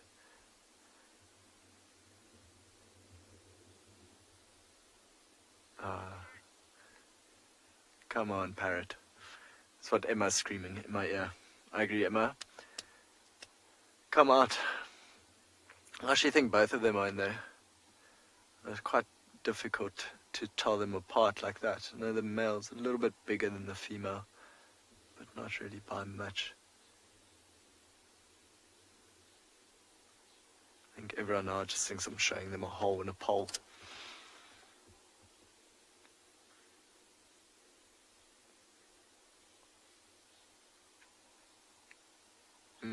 Maybe a little bit later, if we come back to this area to try to see what the young male and the young lioness is up to, we'll come back here. Jason, we were just discussing that, and I actually don't think the parrot made this hole. I've seen them nesting here for about 4 years now, but I can't imagine that the parrot actually made this particular hole. So I'm trying to get my vehicle out of low range. I mean, that looks like something more done by a woodpecker. The perfect hole. And there's only one in that pole there.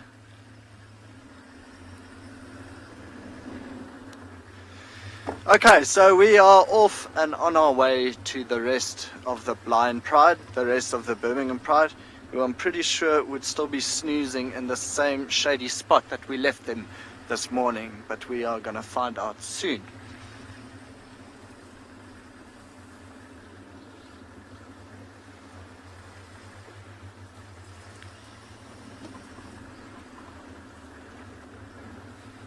So I was so hoping to show you guys the parrot. It's absolutely hilarious to watch him just with that little head popping out. Okay, so for now, while we make our way back, we're going to send you back to Tristan. Well, not make our way back, make our way to the Pride. But you guys are going back to Tristan, who's still with his Ellies.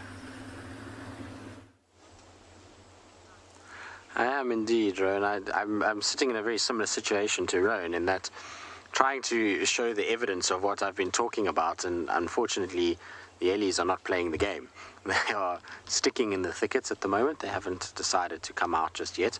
So just being patient and waiting to try and see if we can get these bulls to emerge and actually get a really nice sense of their size as well as their tusk lengths. It would be just good to kind of figure it out because it's a little bit tricky at the moment. You can see big ivory, but it's hard to see between the branches and things exactly how long they are, or how thick they are, because a lot of the time, those really impressive tuskers have those very long tusks, but they're incredibly thick, particularly at the lip area. It's amazing how massive those tusks are. And actually in the Kruger Park, there's a museum for the 7 biggest tuskers that were in the Kruger at a period of time through the 50s, 60s, 70s, and they were known as the Magnificent Seven. Amazing specimens, and you go into this museum and they somehow managed to recover the tusks for all 7 individuals, so it's the real tusks that they've got, and these tusks are on display and you can go stand next to them. And I'm 6'2", and if I put my hand up over my head straight, standing up, I still don't reach the top of most of those tusks, which gives you an idea of how big they can be. It's really quite incredible to see the size of those individuals. And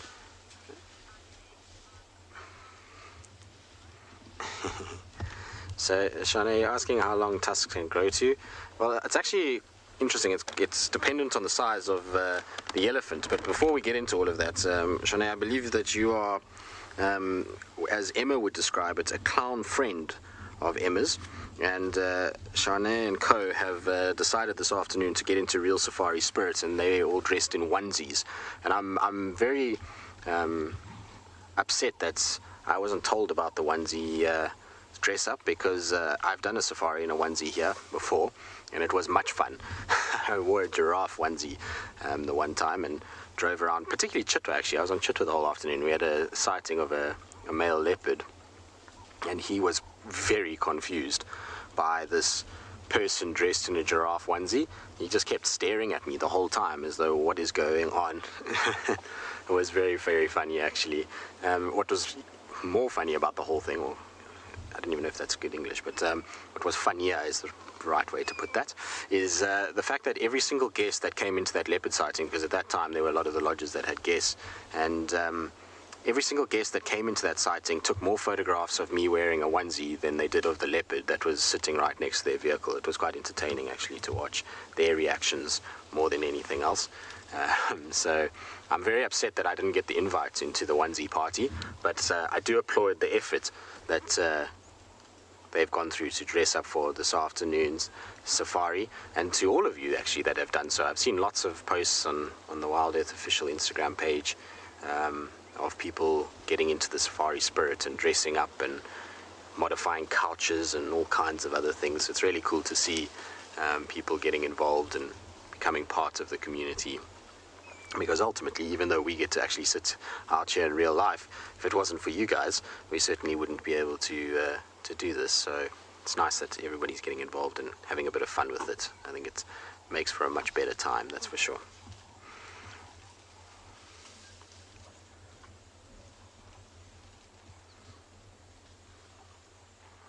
But yeah, it's a very pleasant afternoon this afternoon. It's got this kind of golden light that's coming across, and I don't think these ellies could have hidden any better than they have, particularly this guy in front. He's kind of wedged himself right in behind the spike thorns, so I'm just hoping he's going to emerge shortly. We've got ourselves into a nice position that when they do come out, it certainly will be very, very pleasant. So we'll just have to be patient. All right. Well, while I sit here and be patient, I also didn't even answer the question, Emma. I'm so sorry. I will answer it when we come back to us. Let's send you across to Lauren, who's made her way to the hyena den.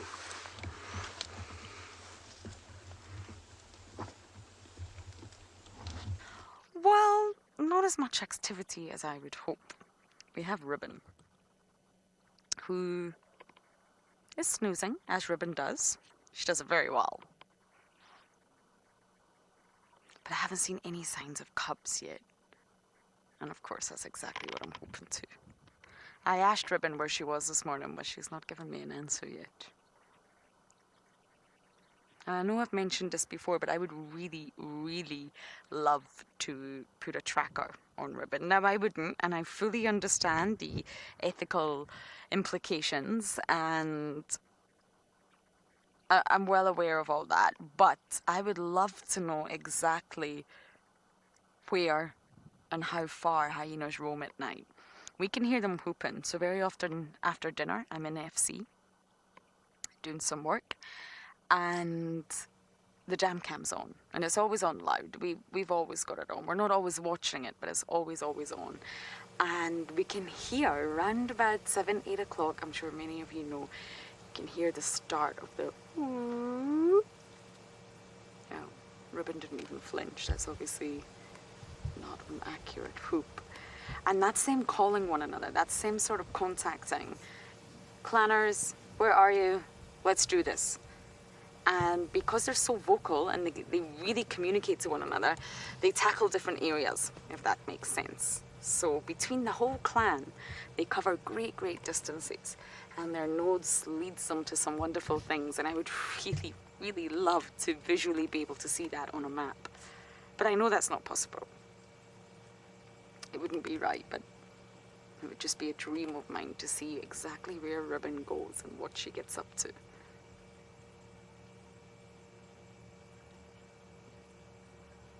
I think it would be really interesting to see for a lot of animals, you know, how far does Tingana really walk?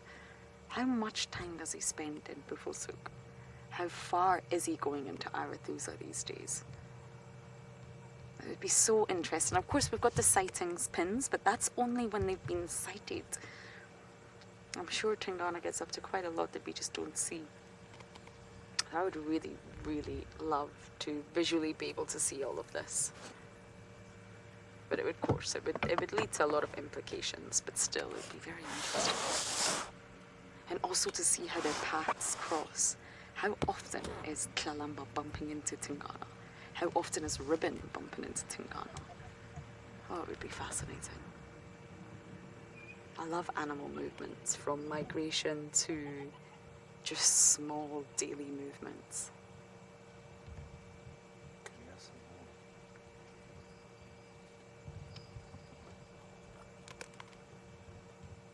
Many of you are agreeing as to how incredible that would be. Oh, Davi's saying he can hear more hyenas off in the distance. Oh, Elisa, exactly. I completely agree with you. I would love to have a camera in the den. I know it would be an invasion of privacy, and I know, well, privacy for a hyena, if there's such a thing.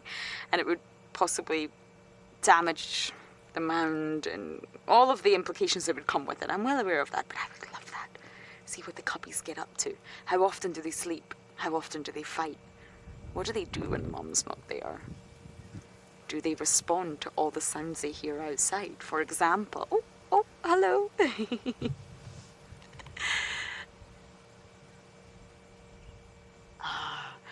For example, this morning we had warthogs here. Do they respond when they hear warthogs? Do they respond when elephants walk past? Or do they only respond when it's hyenas? Oh, I would love to, Elisa. I would love to. Come on, Kappa. Auntie Lauren and Uncle Davi's here.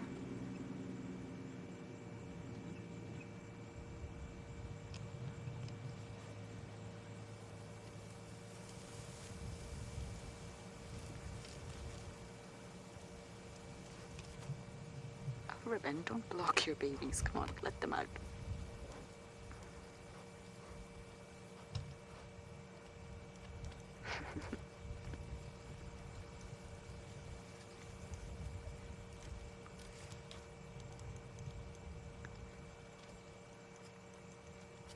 Puma, you're saying the hyenas produce such lovely cubs, don't they? And then they end up like you, Ribbon.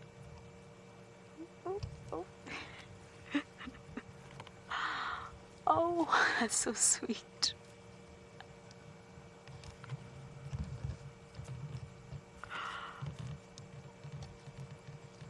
Actually, the two faces are looking strikingly different now. One has got cub number 1, the one that's under Ribbon's head now. We're calling this one cub number 1. It's got very white eyebrows. Very white eyebrows. And the other one, cub number 2, has got a very pale face.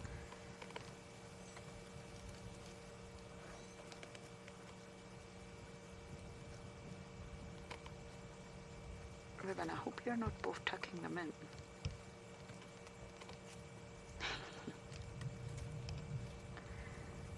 The sighting I had the other day with Intima was heart-warming. to see how excited the cubs got to see their big sister Djuma.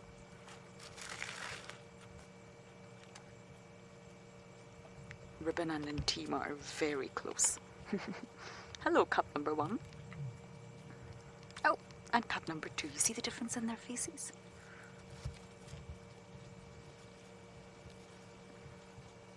Oh.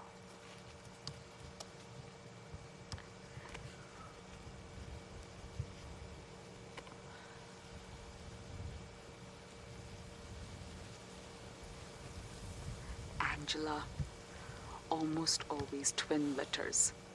They don't have any more than 2. Yours coming? Oops, just forgot I'd let them know the cubs were out. Mike for Lauren. East of Tristan coming. I didn't get in there in time. Hello, guys. Yes, they only have 2. Sometimes they can have 1. They can have a single cub, but mostly it's 2 twin litters. They have a very unique reproductive system and can only handle 2 cubs. The ribbon doesn't look full. I don't think this morning's adventures were very successful.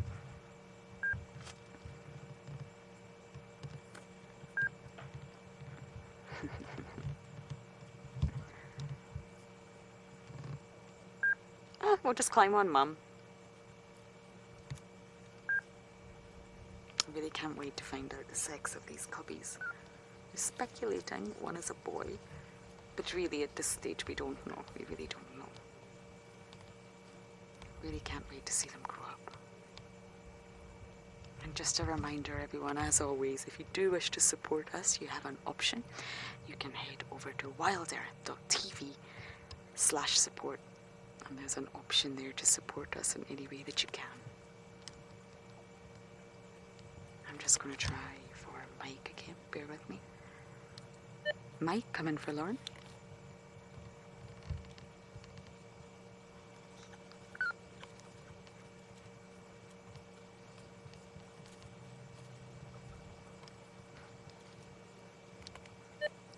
Mike, do you copy? Go ahead. The cubs are out, the den's active. Copy, I'll make my way there. I'm just coming up to fill in with cut times. Season. Okay, this is interesting, because one nipple is in the perfect position, the other is not. So we'll be able to really see the dynamics here.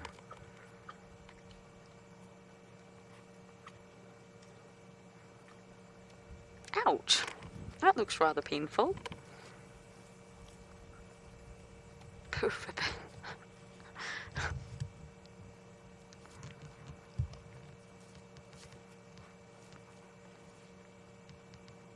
I think this is the first time we have seen them suckling. Have you seen it, Davi? No, I don't think we've seen it, everybody. Normally, she allows it to happen only when she's down in that little entrance. This is the first time. Look at that little ball.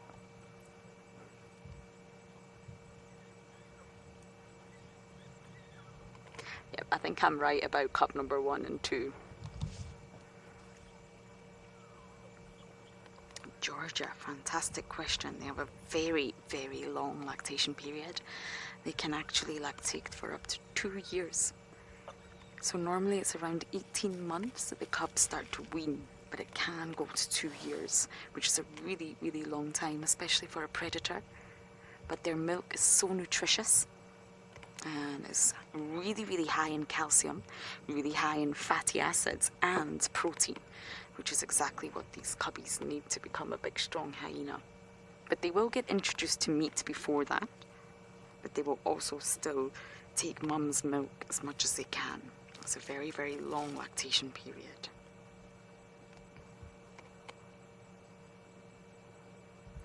These cubs are remarkably calm with one another.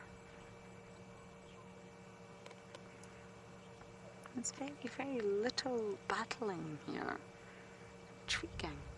Okay, we are going to sit and enjoy this as much as we can, but it appears that Tristan has caused his elephant to fall asleep.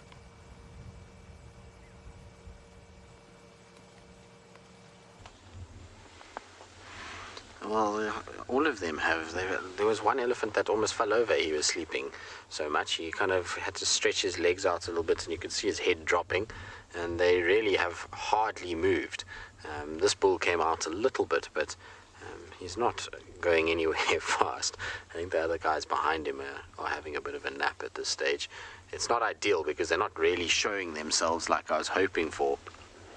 But you know, this is the way things go. But back to the question that I so rudely ignored the last segment. But Shanae, elephant tusks, as I was saying, they're dependent on the size of the elephant. So if it's a small-bodied elephant and his tusks grow incredibly long and they start to hit the ground, they're going to be worn by the ground. And there was actually a bull in that Magnificent Seven called Mafanyani that his tusks, when you saw him as an animal in photographs of him, his tusks looked really long. And that was because actually he was quite a small elephant and his tusks would have grown longer than they did. But because he was quite a small at his shoulder height, his tusks actually dragged in the ground. And so when you tracked him, you could actually see drag marks from his tusks, and that wore them down quite a bit. So he could have had much longer ones if he was a bit of a taller elephant. So when I say that it kind of depends on their size, that's what I meant. But the longest set of tusks, as far as I know, is somewhere around 10 feet. It's a set of tusks that weighed over 200 pounds, but they were about 10 feet long. So massive is the kind of answer to that. I really want this male just to step out from where he is to the right, because if he does, he's going to be in the most beautiful afternoon golden light that's going to be coming from the side, and it should be really pretty to kind of view him. But he's being a bit of a shy elephant and is not really coming out at all, and is just sort of staying. Other than passing gas, he's not being too active at this stage. Elephants really have no scam when it comes to, or no shame. Scam is a very South African word, I shouldn't use that, but no shame when it comes to passing gas. They're much like zebras. They just do it wherever they want, whenever they want, and they, irrespective of if you're downwind or not, which sometimes can be a little bit unpolite and not very fun at all.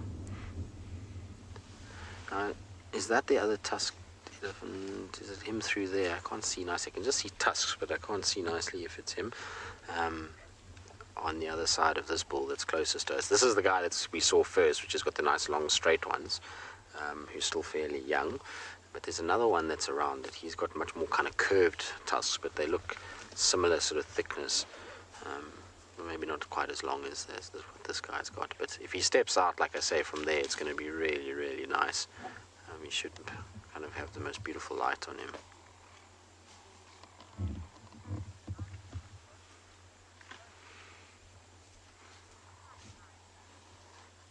All right, well, we're going to try and encourage him to come out and to show his face in the nice light. And while we do that, let's send you across to Rowan, who I'm sure is trying to encourage the lions to stand up and get active.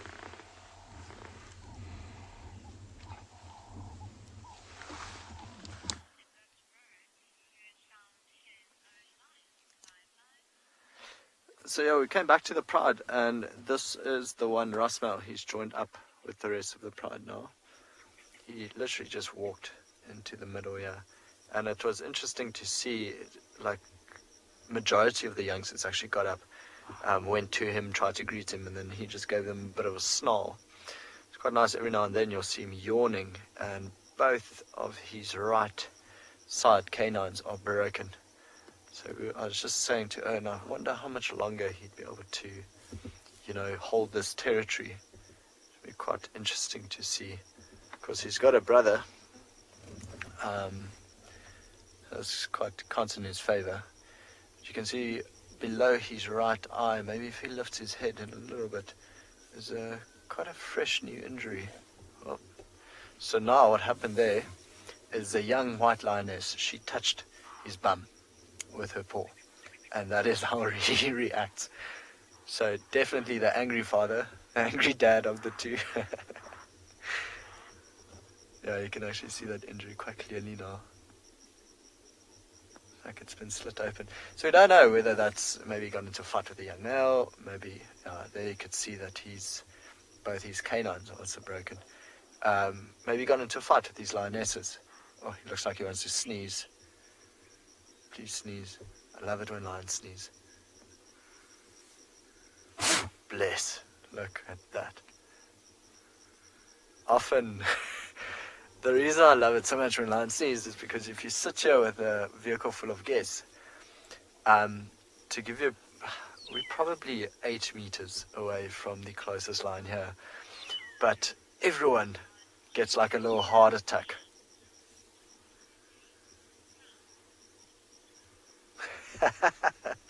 Aldrin is saying, because of the question about the mane, he thinks the mane is a crown, hence why the term king of the jungle. Yeah, Aldrin, I like that theory, I really do. I maintain it's probably more for protection, like the dewlap of a leopard, and all of that. But, I mean, just for the sake of that, we can call it a crown. And this one does not have the biggest crown on earth. But Owen and myself were talking a little bit earlier, and we actually, it's nice seeing a lion like this. Lots of scratches, lots of scars, because this is their lives. I think to get to where he is now, the amount of fights he had to have. So what he's doing now is he's trying to make sense of maybe one of the lionesses. She urinated there, and he's almost picking it up with his tongue or with his nose, and he pushes it back into an organ of Jacobson, trying to determine whether she's in uterus, how far she's in uterus. Of course, this would tell him which lioness urinated there. He might just pick up his face again now and give you a smile.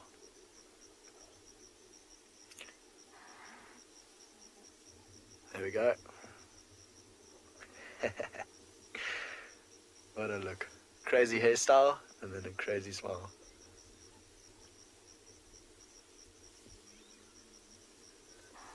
And he has crazy eyes. It's funny, it's definitely, his eyes are almost open way more than his brother's, so I don't really trust him too much. I've seen him charge quite a few people before. Doing it again. So he's also got the wound on the left of his face. Remember the other day, actually we didn't have signal there, but we found them with Sean, the 2 Ross males and the young male. And this one had blood in his mouth. Okay, so it sounds like the elephant is actually revealing itself to Tristan, so we're going to send you back across to Djuma.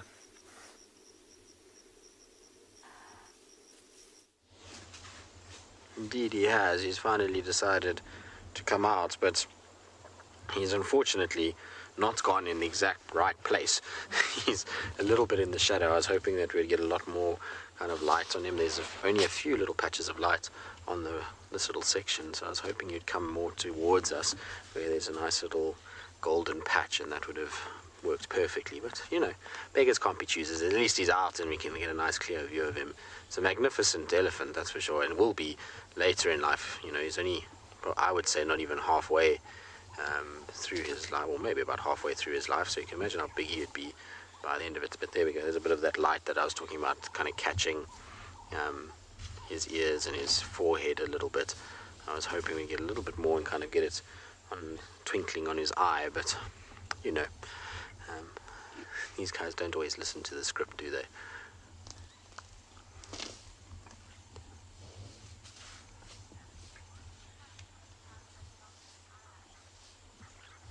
Newsflash, most elephants have very long eyelashes, and the reason for that is that if you watch elephants, apart from the general drinking and those kinds of things, even when they feed, as this bull is doing now, he's hitting grass against his chest. Now, as they're doing that, there's dust and bits of grass going all over the place. They obviously dust bathe a lot, they mud wallow, and so eyelashes are hugely important to just stop debris going in towards their eyes. They also walk through bush where there's a lot of thorns and things like that. And again, long eyelashes will just be a way of sensing that there's something very, very close to the eye, and therefore either closing it and protecting that eyeball, or, trying to avoid it. And so long eyelashes are hugely important. You see quite long eyelashes on giraffe as well. Again, a very similar thing. They walk through areas and feed a lot on trees with thorns. And so those longer eyelashes just help with making sure that the eyes stay as healthy as possible, and that they don't end up with a situation where they go blind from, little indiscretion. Oh, look at that. Isn't he magnificent? That's what I wanted, is him just to turn a little bit towards us. You can see that nice gold patch on his ear. Super pretty. And you can see that his tusks are really nice and straight. He'll be beautiful especially if the right one grows a little bit more. It's not quite symmetrical, this particular fellow. His left one is slightly longer than the right, but a really nice set, and will certainly get much thicker and longer as he gets older if he doesn't break them. Unfortunately, a lot of the time, these guys break their tusks, whether it's fighting with other bulls or digging up roots and things like that. They end up doing it. Oh, look at that light on the side of his head. So nice.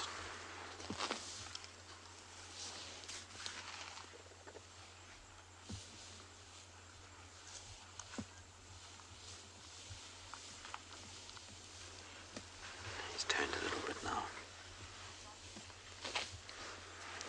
Rosemary, you're saying you're loving this scene. There's something very pleasant about it, isn't there? That kind of soft winter light, a very peaceful elephant just feeding away, and an incredible specimen at that as well. So it's really nice to kind of just sit here, and I can just show you that being here in person is very special. BK and I were just talking about now how nice it is just to sit here quietly and listen to the sounds of them feeding and kind of gaze upon this. Certainly a really nice way to spend the afternoon. Emma's informing me that you guys can hear really nicely him tearing at the grass, which is awesome. Emma, can you hear the squirrels' alarm calling as well? They've been going for quite some time now. Something is irritating them. They're not very reliable, I'm afraid, squirrels.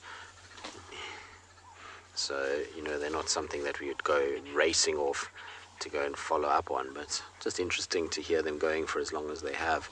Maybe there's a bird of prey sitting somewhere close by. It's that time of the day where birds of prey will land. And there used to be a vulture nest not far from here, but I doubt that they would alarm call for vultures. Vultures aren't really something that threaten squirrels. Generally, they get quite accustomed to a bird that nests very close by if it's something like a vulture and doesn't attack them.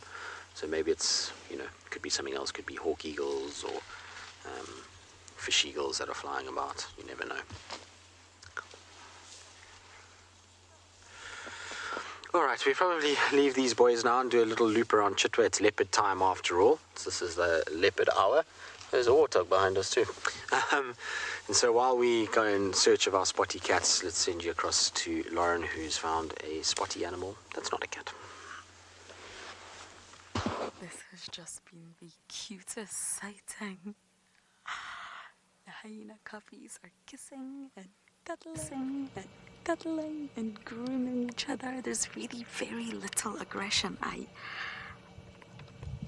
very surprised. I remember sitting at den number 1 with all the cubbies. We had June's cubs, we had Ribbon's cubs, we had Plonk, Pretties, and there was so much battling between them all. This is just, I don't know, they're very calm with one another. But I'm not going to lie to you, when we've not been live, Darby and I have been taking lots and lots of photos. So a competition will be on tonight. Darby and I like to compete. Our Instagram handles are going to pop up. You're welcome to follow us. And of course, give your honest opinion on who did it better. You ready for that, Darby? And WildEarth's handle is going to pop up too. So give us a follow.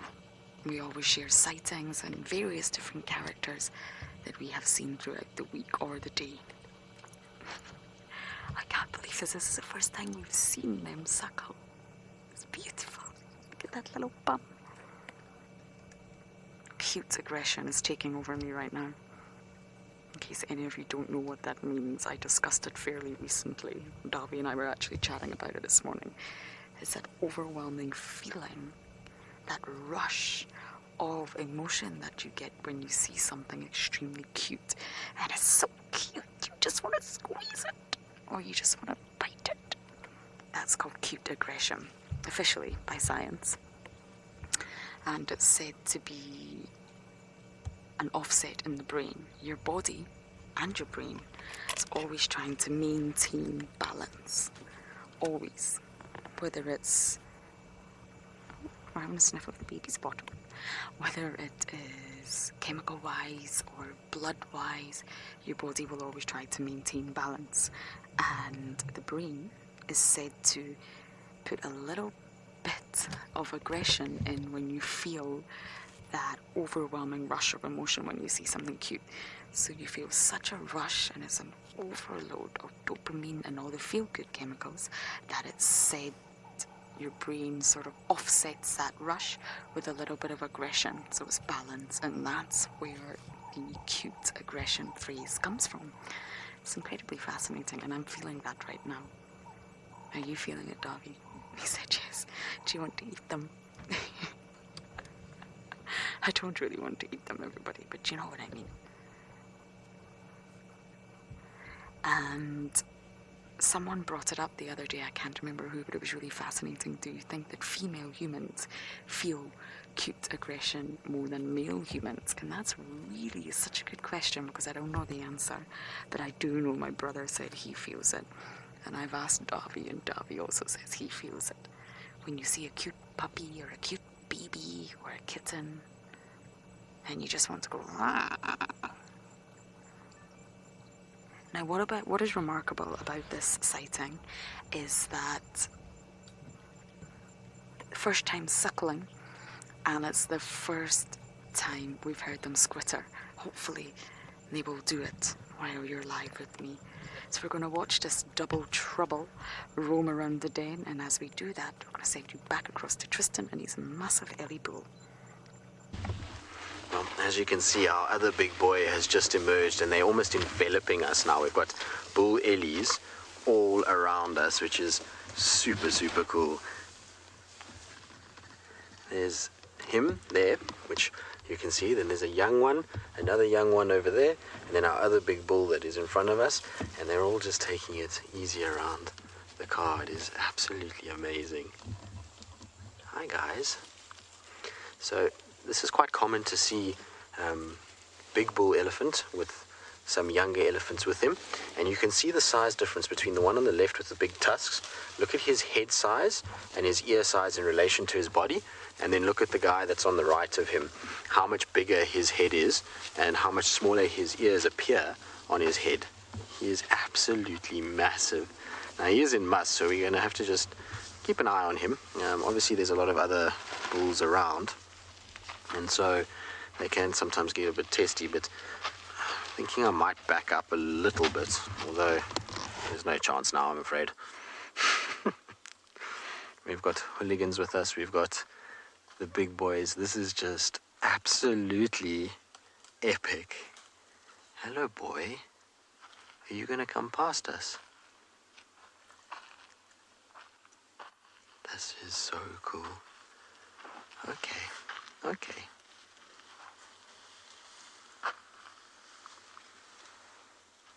Now, as you can see, he is right on top of us at the moment. That's my head. I do apologize. I'm not moving because he's too close for me to duck down out of the frame. But he absolutely dwarfs us. Look at the size of him in relation to the car.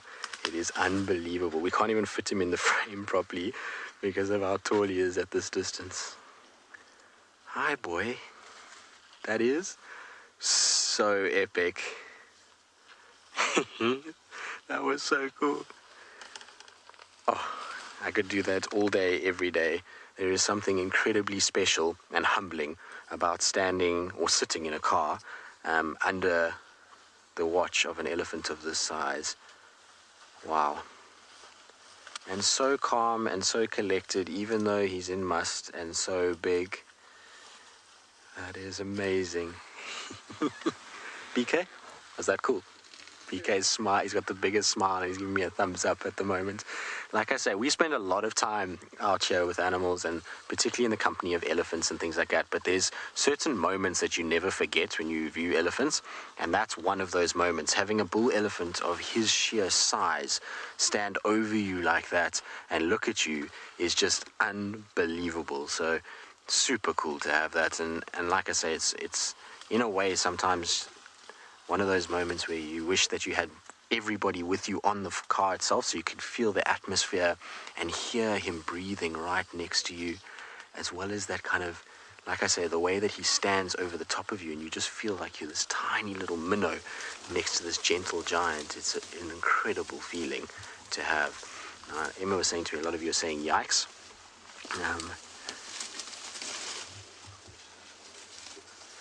But it's not that bad. I promise you, when you're actually in it, you just be more absorbed in it than actually feeling any sort of fear. So you say this might beat leopard sightings. I mean, it's up there. I certainly don't think it would beat my absolute best leopard sightings, but there is something incredibly, like I say, humbling is probably the best word for this. Maybe you guys at home can do a one-word tweet, or so just use the hashtag and a word that you would use to describe an encounter like that. For me, it's humbling just because of his size and the fact that he's, even in a condition where his testosterone levels are spiking, he's obviously actively searching out females to mate with, he's still trusting enough to walk that close to us and just stand and look at us and be happy to feed at this distance next to us. It really is a special thing to witness.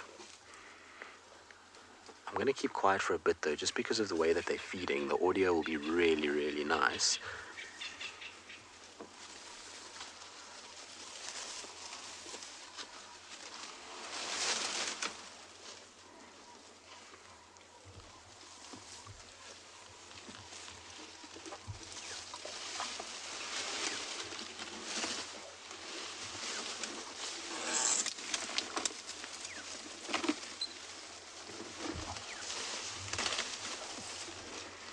You agree with me and you say humbling as well, so I'm glad that there's others that feel that way. It's like I said, it's a feeling that is really difficult to describe when you're sitting that close to one of these guys, and imagine all the things he's seen and come across in his life to get to the size that he is. Barbara, you say, no, sorry, Emma, just thought I saw something, but can you just repeat what Barbara said? I'm drawing a blank. I thought I saw something and then my mind went on to other things. Intimate. I suppose it is an intimate moment in that you're sharing a space with, like I say, a big animal like this. Certainly is one of those moments, that's for sure.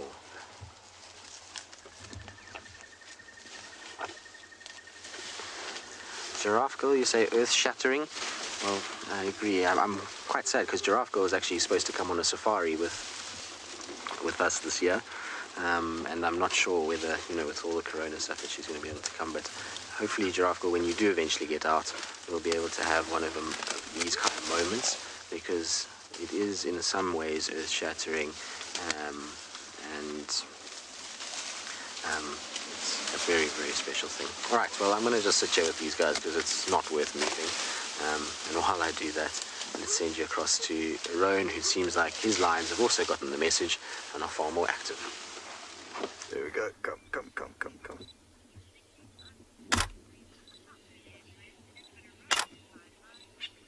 Oh, and they're out. That is amazing timing. And coming out again, playing in the sand. Both little fluff balls. The mom is right behind them, and then the brother is still on the other side of the bush, so in the direction that they're walking now. Actually, where the young male is still lying down.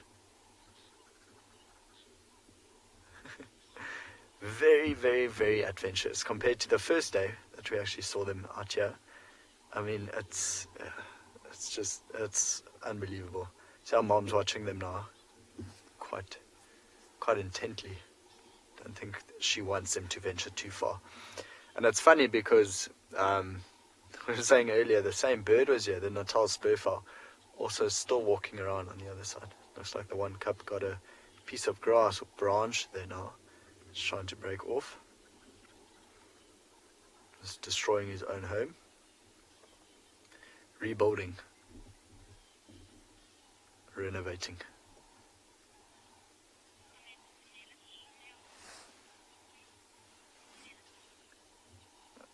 Sorry, Emma, all I got was comment Penelope, they are so, and then there's a blank. Bold and playful. Penelope, they are, indeed. And of course, this is just going to increase and increase and increase as they get a little bit older. Which, again, it's a bit of a danger for lions. But what we've noticed, I mean, they're not out. Look at how they're bouncing. As they get older, they're just going to become braver and, you know, want to play a little bit more and further. But luckily, at this stage, they're not coming out of the den if the mom's not here. Which is good, which is exactly what we need. It's safer for them. And they got a nice piece of grass there now. And again, it's always that thing. One starts playing with something, and the other one gets jealous, and he also wants to play with the same thing. Oh, and I do have more good news. Turns out Emma actually recorded the parrot in the poll. So just so you know, she might play it for you guys in a little bit. But it's not, I wasn't lying. I mean, actually, on our way back here, a bit of a paw in the face there. Very playful with each other. And of course, being so small, you can see they can't really run yet. Oh no, so cute. Tripping over the sand. Okay, so for now, just going to hold off speaking for a little while, and you can just have a quick look at the parrot that I was talking about earlier, just so you believe I wasn't lying.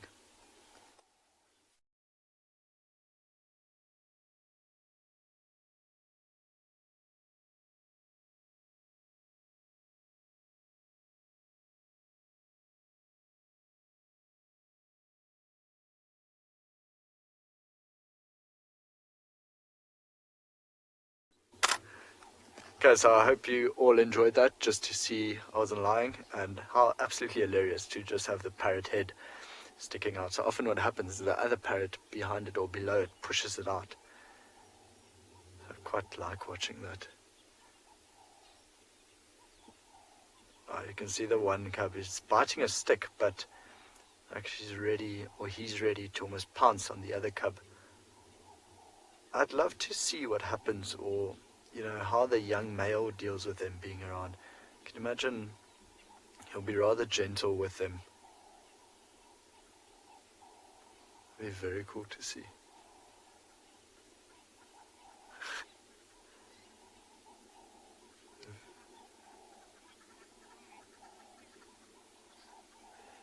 No, absolutely, just amazing afternoon. So yeah, we're going to send you back over to Lauren, whose hyena cubs are also just as playful as our little lion cubs. Ah, I'm just having the best time, everyone. The best time. Oh. Can you see the difference in their faces? Look, can you see the one at the front, the one sniffing Mama's ear, is cub 1. This is the one we assume, just an assumption, could be more dominant.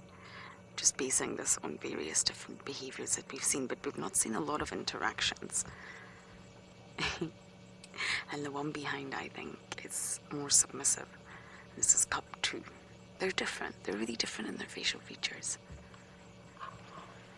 And I want to show you something in just a second. I'm going to prepare it for you. It's very, very fascinating. Bear with me. I just need to find it on my camera. You're going to be able to see something that I've actually been talking about for quite some time. Just let me find it.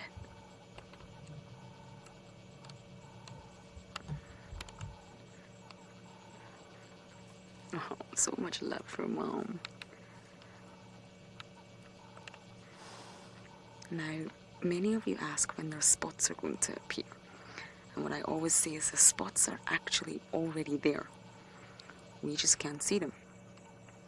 And I'm going to show you exactly what I mean by this. So, Davy, here, I took a photo when we were not live. And if you just look closely at this little one, can you see the spot pattern? The spots are already there. It's just the fur has always been so dark you can't see it. But actually, they've already got their spot pattern. Oh, from birth, they have it. You see that? And slowly but surely, the rest of the fur will get lighter and that spot pattern will be really visible. 3 months. So I think we've got about another month, little over a month, and cub number 1 is interested in me for the first time. See you. Is looking at the vehicle. You see the spots? You can see them. Very curious about the vehicle today. These little cuppies are changing, everyone. And Davi and I are taking lots of photos. Determined. Davi wants to win and I want to win. We do this a lot, everyone. We have photo competitions and you're welcome to be as honest as you wish. We're not offended.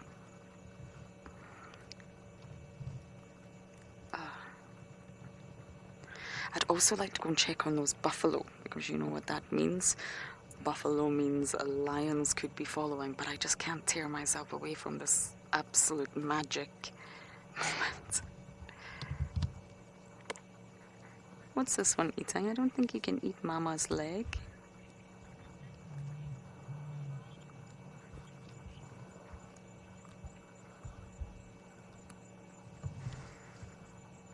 Ooh, Mummy smells yummy.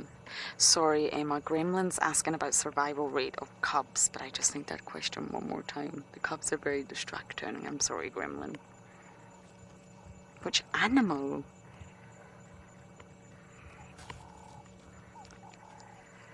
It's definitely not hyenas. No, it's definitely not hyenas. But as for animal, oh, that covers everything from gastropods to mollusks to fish to insects. I'm not sure I actually know the answer to that.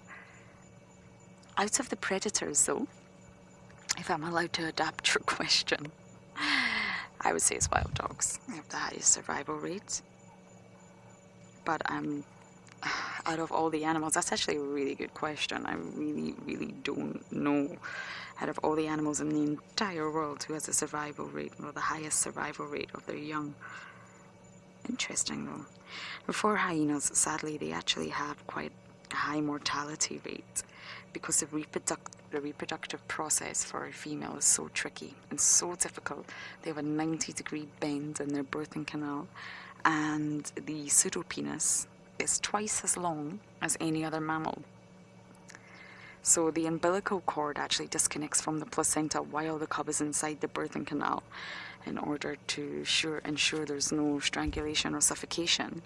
And the actual opening of the pseudopenis is said to be about 1 inch wide in diameter.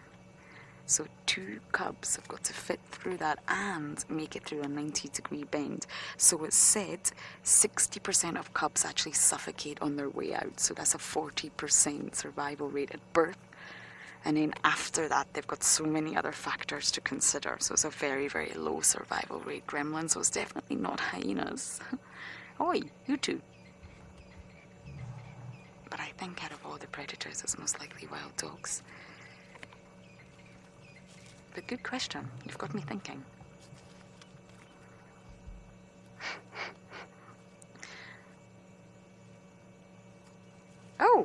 Oh, that's a dominance display.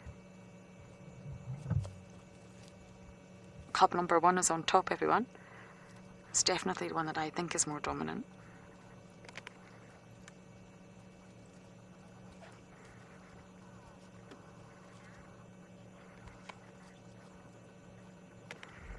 Oh, there's just cubbies everywhere. Emma doesn't know what to do. But from my 2 little brown bears, we're going to send you across to Rowan's little lion cubs.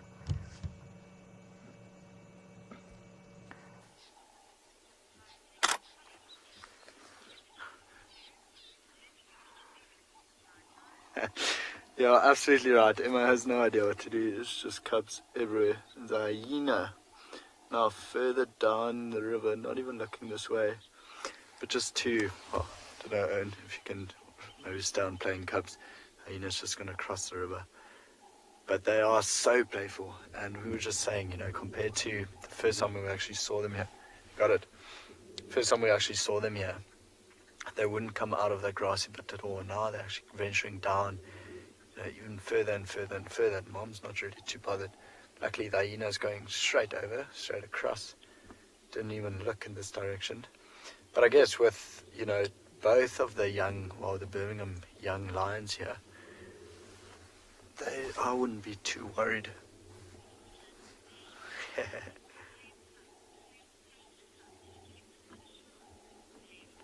Len has asked if lion cubs would play with hyena cubs if given the chance. Len, that would be a very unnatural situation. So I guess, you know, maybe in a zoo or something like that, when you put a lion cub and a hyena cub next together, they'll play. But you'll never ever find it happening in the wild. It's like any baby animal would play with any other baby animal. Like elephant, calves and sheep being best friends. No, so it's not really completely natural, but given different circumstances, it could.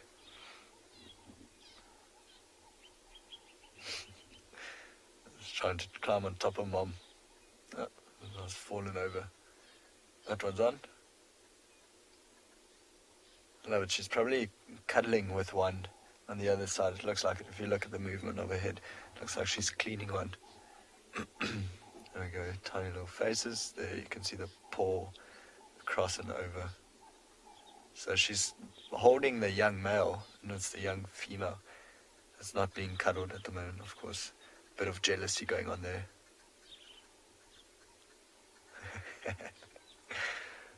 Oh, they are absolutely adorable. We could sit here all day.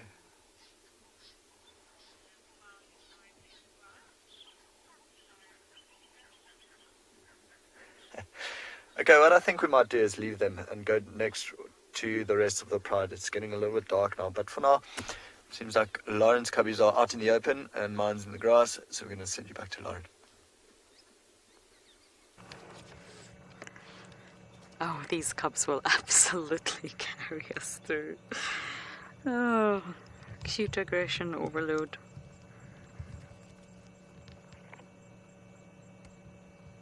They're getting braver, shall we say. Slowly but surely they really will venture up to the car. And it really will be exciting to smell all the wonderful smells of a vehicle.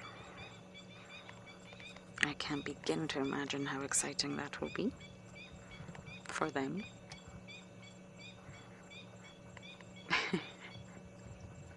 This is the most boisterous I've actually seen them. And this is normal hyena cubs. And it goes on and on and on.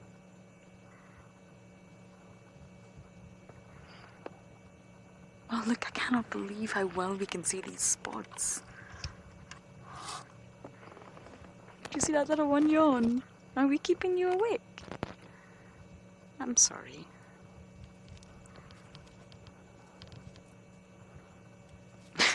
I love how they just use Mum as a... Ooh, look at your teeth. Oh, Ribbon, you're so patient. I think she's just so happy to have babies. Yes, Emma, I completely agree with you. I have no idea how Ribbon is sleeping through this. But she is.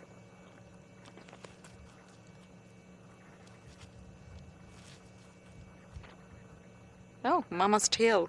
What could be more fun than your mummy's tail? Nothing, I think.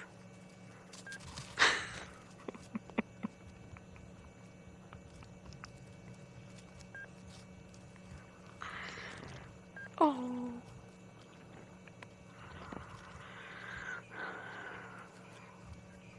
Vic, interesting question. Very interesting question. I have never heard of that. Now, I'm not saying it doesn't happen. I had a very interesting conversation last night. I actually cooked dinner for Pippa and Yuri, and we went round to see them with their dogs. Have some dog interactions, and we were discussing the hyenas. And I was explaining that a ribbon is actually 1 in a million. We know that Waffles and many other hyenas have done a matriarchal takeover, but Ribbon's story is different. Ribbon did it alone. She used Corky's injuries to her advantage to seize the moment and overthrew the current matriarch, who, yes, was injured, but she did it alone. She had some males by her side, but really there was very little female support. If any, it would have been in Tima, which is her daughter. And that's highly unusual. So I was explaining this, that Ribbon's actually a contributor to science, and we should write about her. If I had the time, I would love to write a paper, because we've got all these observations as data. And going on that, what we discussed was that maybe these things happen in hyenas a lot. Maybe it's not that uncommon, and maybe it's really, really normal for the low rankers to always challenge the higher rankers to improve your own status. But because hyenas don't get that much recognition, maybe we're just not aware of it. It's a wonderful woman in the Masai Mara called Kay Holcamp, and she does all the studies. If you just Google her name, you'll find the most interesting studies in hyenas. And she's based in the Masai Mara, sometimes the Serengeti. But hyenas really don't get that much scientific attention. And compared to lions and leopards and wild dogs, because they're so endangered, and even cheetah, hyenas really, really don't get that much. And I thought that was a really interesting point. I had never thought of it before. So maybe things like matriarchal takeovers and coalitions do happen. We're just not really aware of it because hyenas are not given that priority. I don't know what you all think, but I thought that was fascinating. And Vic, I've never heard of that. So for males, it's in their best interest to disperse, to get into another clan to improve their mating opportunities. So let's think about it. If you had a coalition with your brother mates, it's not going to be your sister mates, it's going to be your brother mates. Or your brother, if there was two brothers, it's only twin litters. Or cousins. You're probably reducing your chances of getting accepted into a new clan, because males go through quite the punishment to get into a new clan. They're not accepted straight away. They've got to really prove themselves. And it takes a while for the females to trust them. So if you're on your own, you can probably get the females to trust you quicker than if you were in a group or a coalition. And that's my opinion anyway.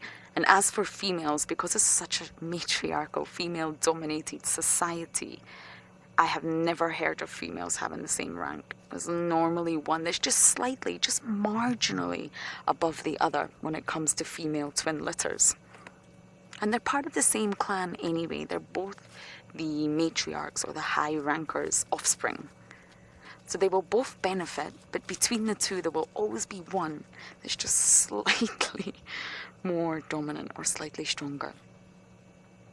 Are you feeling dizzy yet, Davy? Chasing after these little cubbies with the camera.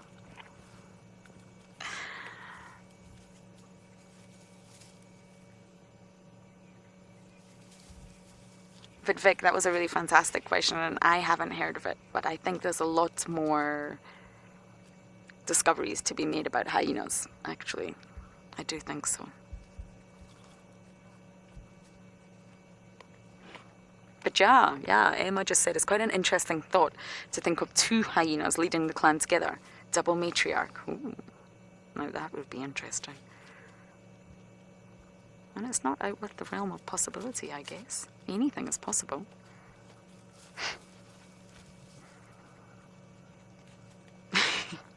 They're not very elegant at jumping up this hill. They're still working on it.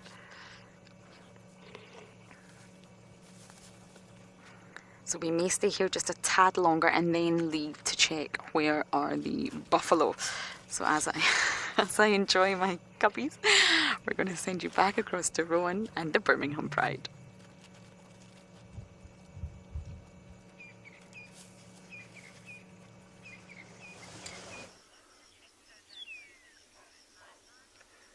I love it. All of us had the biggest plans for this afternoon's game drive, and it's literally all just worked out. So you can see the rest of the Birmingham Pride still very sleepy, still very static, just lying in the grass. The one keeps watching us, the one here in the foreground. Beautiful, beautiful, beautiful eyes, but I'm pretty sure it's going to plonk its head down fairly soon. Actually, on our way here, There's a Wildebeest in the clearing not too far north. I think for now these lions are pretty much content. You know, they did eat something last night, and so it's not really a necessity to go hunt again today. So now what happened, or the only thing I could hear, was hyenas far in the distance, far north of us, and it caused these 4 lions, including the Rasmel, to lift their heads. See his head's up, but it looks like eyes are drooping again, like that elephant we saw earlier. Oh, yawn and then back to sleep. Ah, yeah, there we go. It's like I've seen this before. There's a few stretches coming, but I'm pretty sure even that lioness is going to put her head down now, fairly soon. And quite nice listening to all the dusk sounds.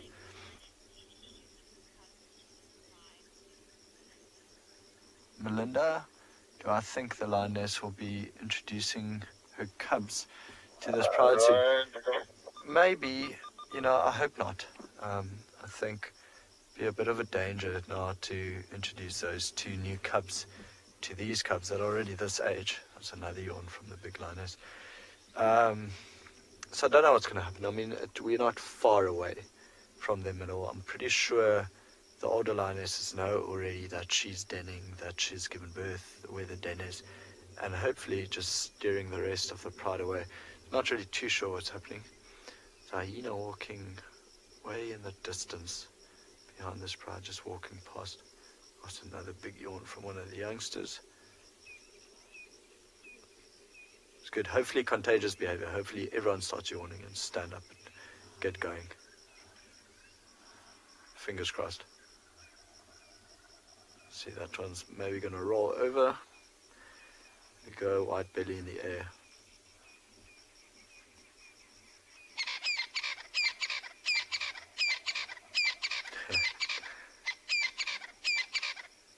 It's a bit like humans. One stretches, one yawns, and the rest stretches and yawns.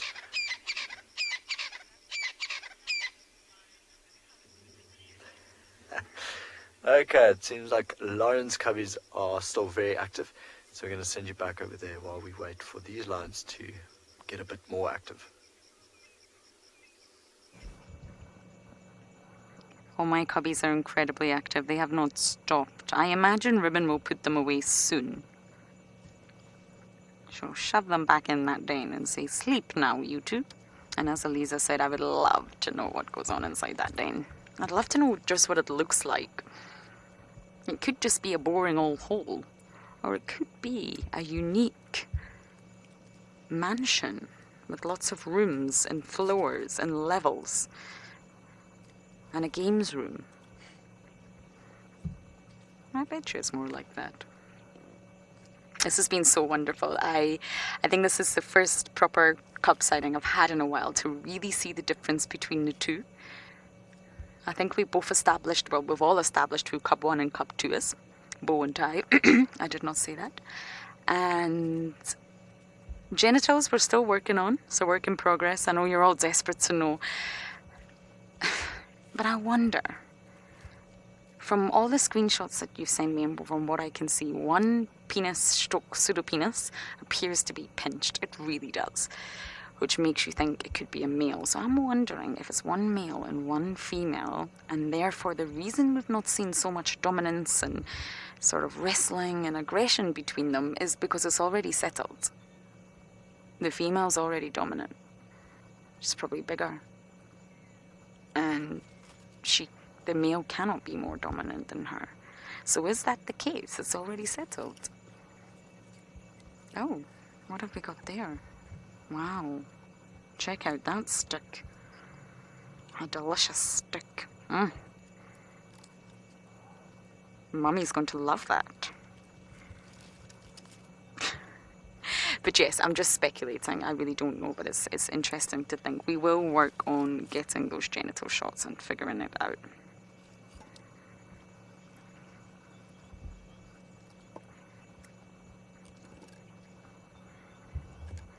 Gizmo, fantastic question.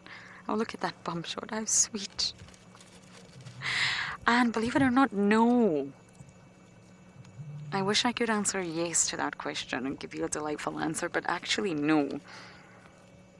But to be honest, I've been suffering terrible allergies at camp. I really don't know what I'm allergic to, but I'm allergic to something. I think my sense of smell is not so great at the moment, but I really, really don't smell hyena cubbies. I smell ribbon. Oh boy, I smell ribbon. She's a delight. It comes from all ends of ribbon. Okay, Darby's just telling me that we have to go into infrared. So your picture's about to go black and white, everyone. We've lost too much ambient light. Ta-da! There you have it. Same picture with a twist. But yes, I just smell ribbon, and maybe that's the problem, Gizmo. Maybe ribbon is too smelly. We hear her rift and raft from every end when you sit here and watch her. She has no table manners. And maybe that's why we can't smell the cubbies. But I imagine they also will not smell great. I think that den is rather smelly.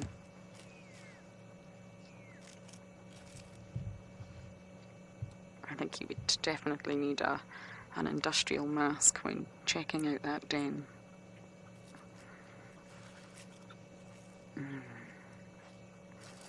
It is the first day Ribbon's let us see this.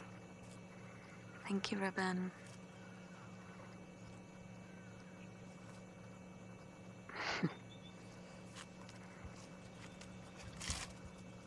Oh. Is this it?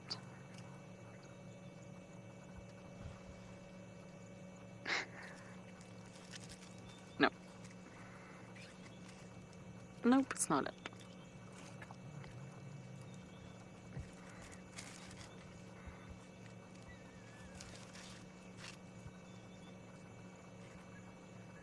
I actually understand how exhausted Ribbon is all the time with those two.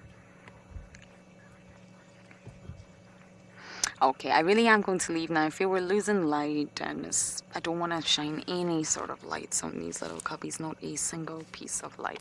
So we are going to move, head to quarantine, see if anything is going on with the buffalo. And as I do that, we are going to send you guys back across to Rowan.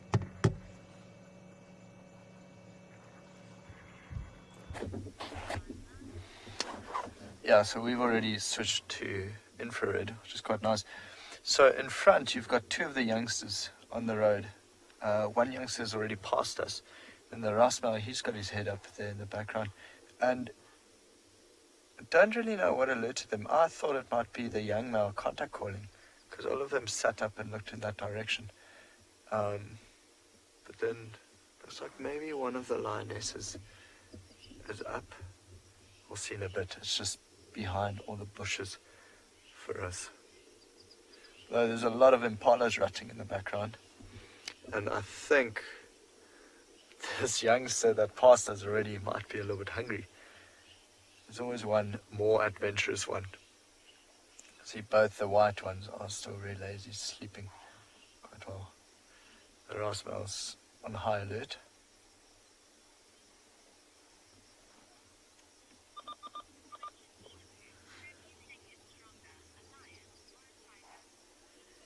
Mina Moo, the age-old question, which one do I think is stronger, a lion or tiger? So I think a tiger is bigger, but I think there's more aggression inside a lion. So if you had to ask me which one do I think, which one I would back in a fight, I would back a male lion rather than a tiger. And I think a lot of it has to do with the way these lions need to establish their territories. Also passing out now, slowly one by one. They'll all go. I mean, if you look at the face of this Rasmal, the amount of scars and damage that's been done to him, just him trying to establish a territory, I think a lion would win in a fight just because of the aggression. I mean, when I went to India, the tigers that we saw there looked sublime. I mean, incredible. No scars, no nothing.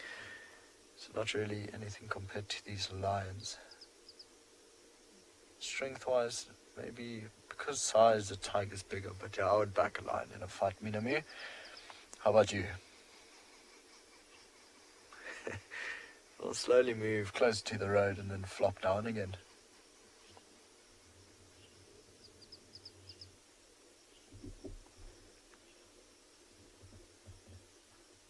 We'll see, maybe they hear the same sound again. In the youngster, if I had to judge the direction it was moving, it was going like straight towards the den site. Okay, so we're going to spend a little bit more time here, see if they wake up a bit more. Otherwise, Tristan's searching for anything interested in the dark, so we're going to send you to him.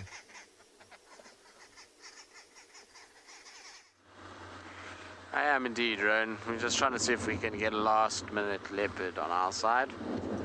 So I'm just coming up to the northern boundary now to go across, try to see if we can maybe catch Tingana coming back onto the boundary from his little escapades this morning, where he crossed, maybe turns back on and we kind of get him walking on the boundary or something like that. So I just want to check something quickly. Come on. Just a tree that's on the edge of the road. But talking about tigers and lions, I once watched a very odd series that was on, I don't know, I can't even remember, Discovery or Nat Geo, one of them, about where they pitted animals against each other using computer simulation based off bite force and claws and all kinds of other nonsense. And they came to the conclusion that a male lion would be able to outmuscle a tiger. But having seen many male lions and having been to India and seen big male Bengal tigers, a Bengal tiger is monstrous in comparison to to the evokers. It's not even a competition. I don't think that they would be able to withstand a one-on-one fight with the size of particularly two tigers that I saw. The one was seriously big, chunky. I'll try and get a photo tomorrow to be able to show you, but the other guy that we saw was also a really kind of big guy, and I actually have a photo of him on my phone. He's absolutely magnificent. He was really kind of one of those animals that just had some sort of majesty to it, much like our Ellie that we had just now. Where is he? So this is him here. He's a big boy. He has massive paws as well. This is one of the dominant males in a section of Kanha National Park in central India. He was really a large fella, and that didn't really do it justice. But when I saw him, sorry, I'm just trying to find, we had him up close, and just the size of his head was absolutely massive. He had this huge head, and there was just something about him. He had this one lip that kind of curled up. Absolutely magnificent creatures, and the size of them is just something that you can't kind of put into words, and also their paw prints and everything else. They're absolutely monstrous individuals. So exactly, Bond villain in the making. So yeah, I reckon tigers would win. Now I wanted to show you one other thing quickly, because earlier with that elephant, obviously BK, where his camera is much higher than what mine is, and so for those of you that were wondering what my view was of this elephant, this is with my cell phone, and that is what I was looking at when that elephant was standing over me. So I just used my cell phone quickly just to kind of get a shot of it. So that's how it felt to be underneath that Elliot. Gives you an idea of how big he was. And those of you, obviously all of you have cell phones, go and take a photo of something and try and fill the screen at that distance and be able to kind of get it right. So you can give you an idea of how big he was. It was very cool to have him like that. But anyway, let's carry on and see if maybe we can find Tingy, who's an impressive male leopard in his own right, but obviously doesn't box in the league of the tigers or the male lions. He's a big boy for his species, though. I always feel so sorry for Tingana. He really didn't get the credit that he deserved. A lot of other leopards have always been thrown in as the big male leopards of the Sabi Sands, the likes of Kampan and Anderson and Msahwen, and these guys were all Tyson. They were all kind of you know, the legends of the Sabi Sands that were big leopards, and poor Tingana is never really referred to in that way, and it's an injustice because he is a seriously big leopard, particularly in his heyday. And like I said, I mean, I was fortunate enough to see him walking alongside Anderson, who many believe is one of the biggest of the last 10 years in this area, and he wasn't much smaller than Anderson at all. In fact, it was very little, and I was quite surprised at how much size Tingana actually has against the size of Anderson. So, you know, he's for me a bit of a legend cat, and deserves a lot more than he gets, I'm afraid. And also to hold territory as long as he has. I mean, he was around many years before Anderson. To give you an idea of just how long Tingana's been around, he was starting to dominate in 2011, end of 2011, right? Now, Anderson only started to come in 2014, I think, was the first time he was seen. I think, I might be wrong, it might have been 2013, but 2014, somewhere there. And Anderson disappeared last year, and Tingana's still going strong. So when he was here years before Anderson, and has now outlasted Anderson as well, and is still holding territory. So it's a pretty impressive feat for a big male leopard, in especially a leopard-rich environment like we are in at the moment. But it's interesting, the male leopard that was seen this morning, Tlangula, who comes from the Manyeleti, is pushing further and further south. He was not far north of the boundary, and so maybe we'll start to see him appearing at some point, and maybe that's why Tingana is pushing to the west as much as he is. All right, let's hopefully find Tingana now. In the meantime, though, I'm going to send you back across to Rowan. It sounds like the lions are waking up, and hopefully they'll get on the move soon.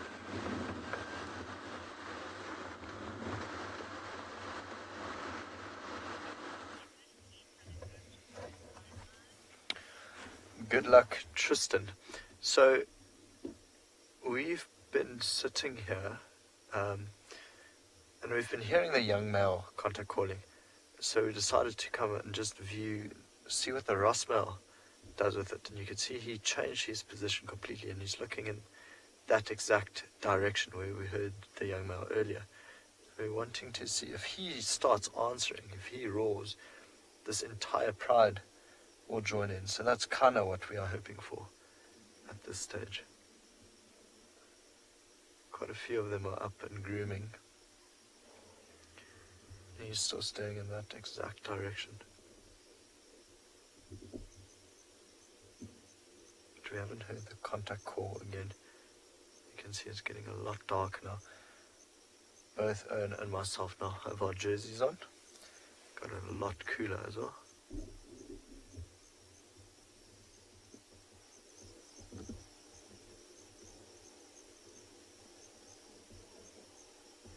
The Wildebeest. There's a Wildebeest canoeing away. In the background there, it looks like one lioness is actually moving to that side. What I'm gonna do, so I'll switch the spotlight on for you guys, and I'll focus it mostly on the Ross male, just on that side, and if that's okay. I don't want to shine the spotlight too much on the youngsters for now. Of course, if the females look like they are going to go hunt, oh no, they just went down. So I'm just going to focus on the Ross male.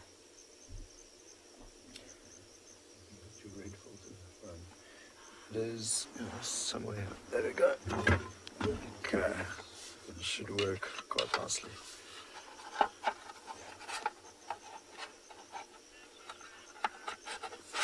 There we go. Okay, so in the infrared now, sorry, we put on a red filter, which is a lot softer on their eyes than the bright white light. But anyway, so while we sit here for a little while longer, I'm going to send you back over to Lauren just for a quick update. I just saw a pair of eyes that were intriguing me. Now I can't see them. Hold on, everybody. when it's nighttime, you just got to really focus. And Davy and I sit at very different angles, just like BK and I last night when we were trying to get the bush baby. It's really tricky. We don't see the same reflection of the eyes because we're not at the same angles. I don't think it was a buffalo, Davy. I think it was something else slinking off into the night.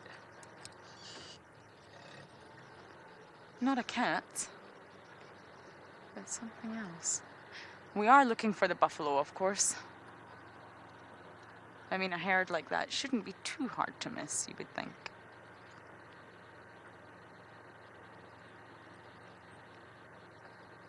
No, it's gone. It could have been anything, actually, and I am reversing with not even looking. That's not a wise idea. Do not try that at home. There we go.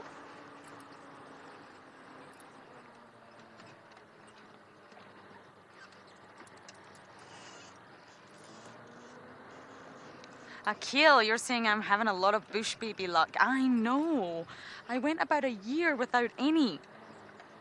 I remember Jondre and I a long time ago spent about an hour trying to get one on camera, and eventually we had to give up. I'm not someone who likes to give up, but we had to. So yes, lately it's been very exciting. And they really are obvious bush babies due to the size of their eyes relative to the size of their head, and their body is very large, completely out of proportion, which makes them experts at being nocturnal, of course. And the eyes reflect back red, really, really red, so they're hard to miss. Well, I'm just so filled with joy from that hyena sighting. It was just incredible. Now, we do have a scrub here. And the reason I'm putting this little scrub here on is because I got asked this morning, actually, do we get rabbits? And I went into great depth that we get scrub hairs. And although I wasn't able to show you one this morning, I'm showing you one now. Hello, scrub hare. Have you seen the buffalo? I bet you will know exactly where the buffalo are. I think I'm just going to quickly loop round so we can get back to quarantine, just in case anybody is around. They were right here, exactly where we're driving past now was where they were. And I don't imagine they'll have travelled too far.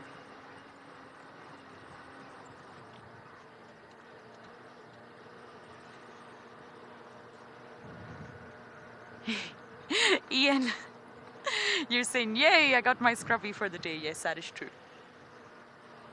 The compulsory scrubby. We got it. Such an achievement. Set your sights low, you know, and then you can meet all targets. Okay, the buffalo are not there. So they've either headed down Twin Dams Road or up to quarantine, I think. I really hope Tingana pops down. I know that Tristan is desperate to see spots. Any spots, and of course the Duke of all would be the best. And I want him to be around. I want to see him tomorrow. So talking of Tristan, let's go across and see how he is getting on with Ting Banana.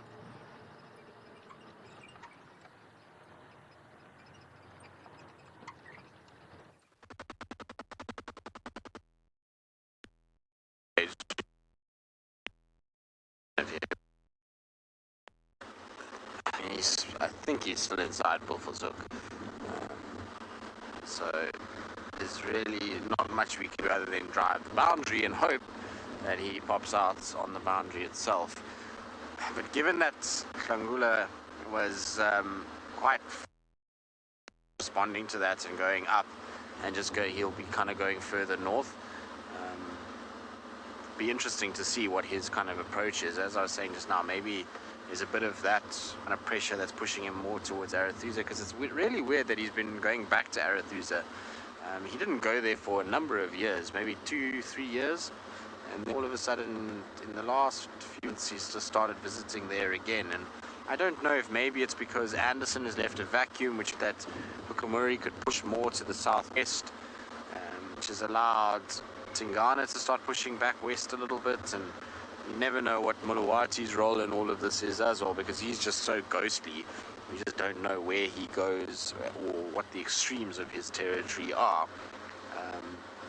There's not enough regular sightings to really draw any sort of conclusion as to the far-reaching areas of his territory. But what we do know with Mulawati is that he definitely spends a lot of time to the south, and he certainly is a fertile fella, because, I mean, if you think about it, Sibui, Kuchava and Tandi theoretically could all be his cubs, which is pretty successful given that they all kind of have had cubs at a very similar time. And we know with Tandi she's had 2 sets, so, you know, it could be that he's a very fertile fella, which maybe means he's popular with the ladies. But I don't know what he does to Tingana. We certainly haven't seen any indications of fights. We haven't found any tracks indicating fighting. Vocalizing wise, it's not like every night we're hearing leopards sawing. So, you know, I don't really know where the pressures are coming for Tingana to change his entire kind of normal route, because at one point he was moving more to a kind of northeast up into Buffalo's Hook, and then he started to come back. Maybe quarantine has pushed him back.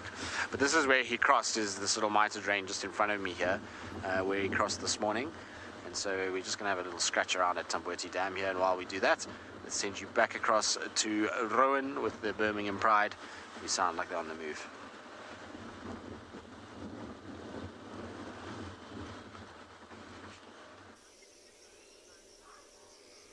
So here, you know, all the lions are still in exactly the same position. Went a little bit further off, and I think she went to go investigate the Wildebeest.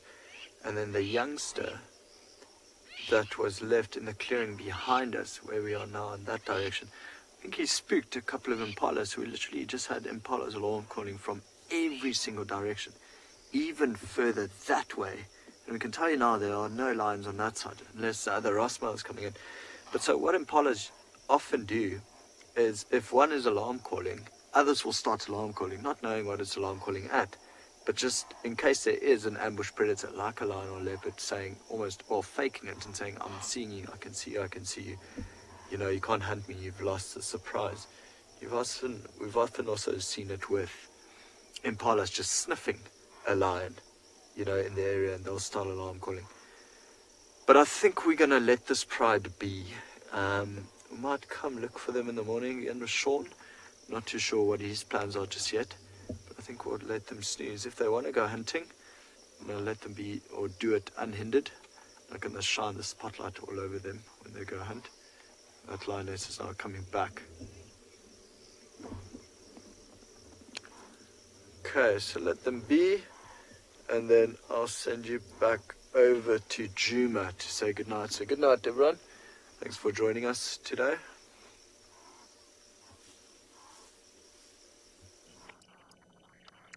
I am just having a little last minute look at the impala on quarantine. Quite brave, actually. They're not huddled together as they normally are just yet. We've still got a little bit of light. I couldn't see signs of the buffalo. They could be in that block. If they're in the block, then of course it'll be tricky to find them. But if they hang around for tomorrow, that's really good news. Not that I want any buffalo to lose their lives, I promise. But if it does attract the lions, and it means we will get to spend some time with our Nkahuma pride. And plus, it's just nice having buffalo around. Oh, I don't know who that's coming from, everyone. Oh, him. Well done, Darby.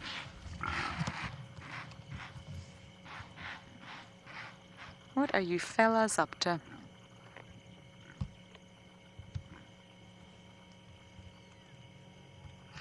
They all want to be huddled together for safety, but they all know that they're all trying to be territorial, or at least pretending to be territorial for a month. And it's a bit of a state of confusion. Are we friends? Are we not friends? I kind of need you, but I also don't, and I want my own territory. But it would be really great if you could look out for predators too. I can't imagine how it would feel to be a male impala right now, to be honest. Very confusing. Oh, where is that one gone, Doc?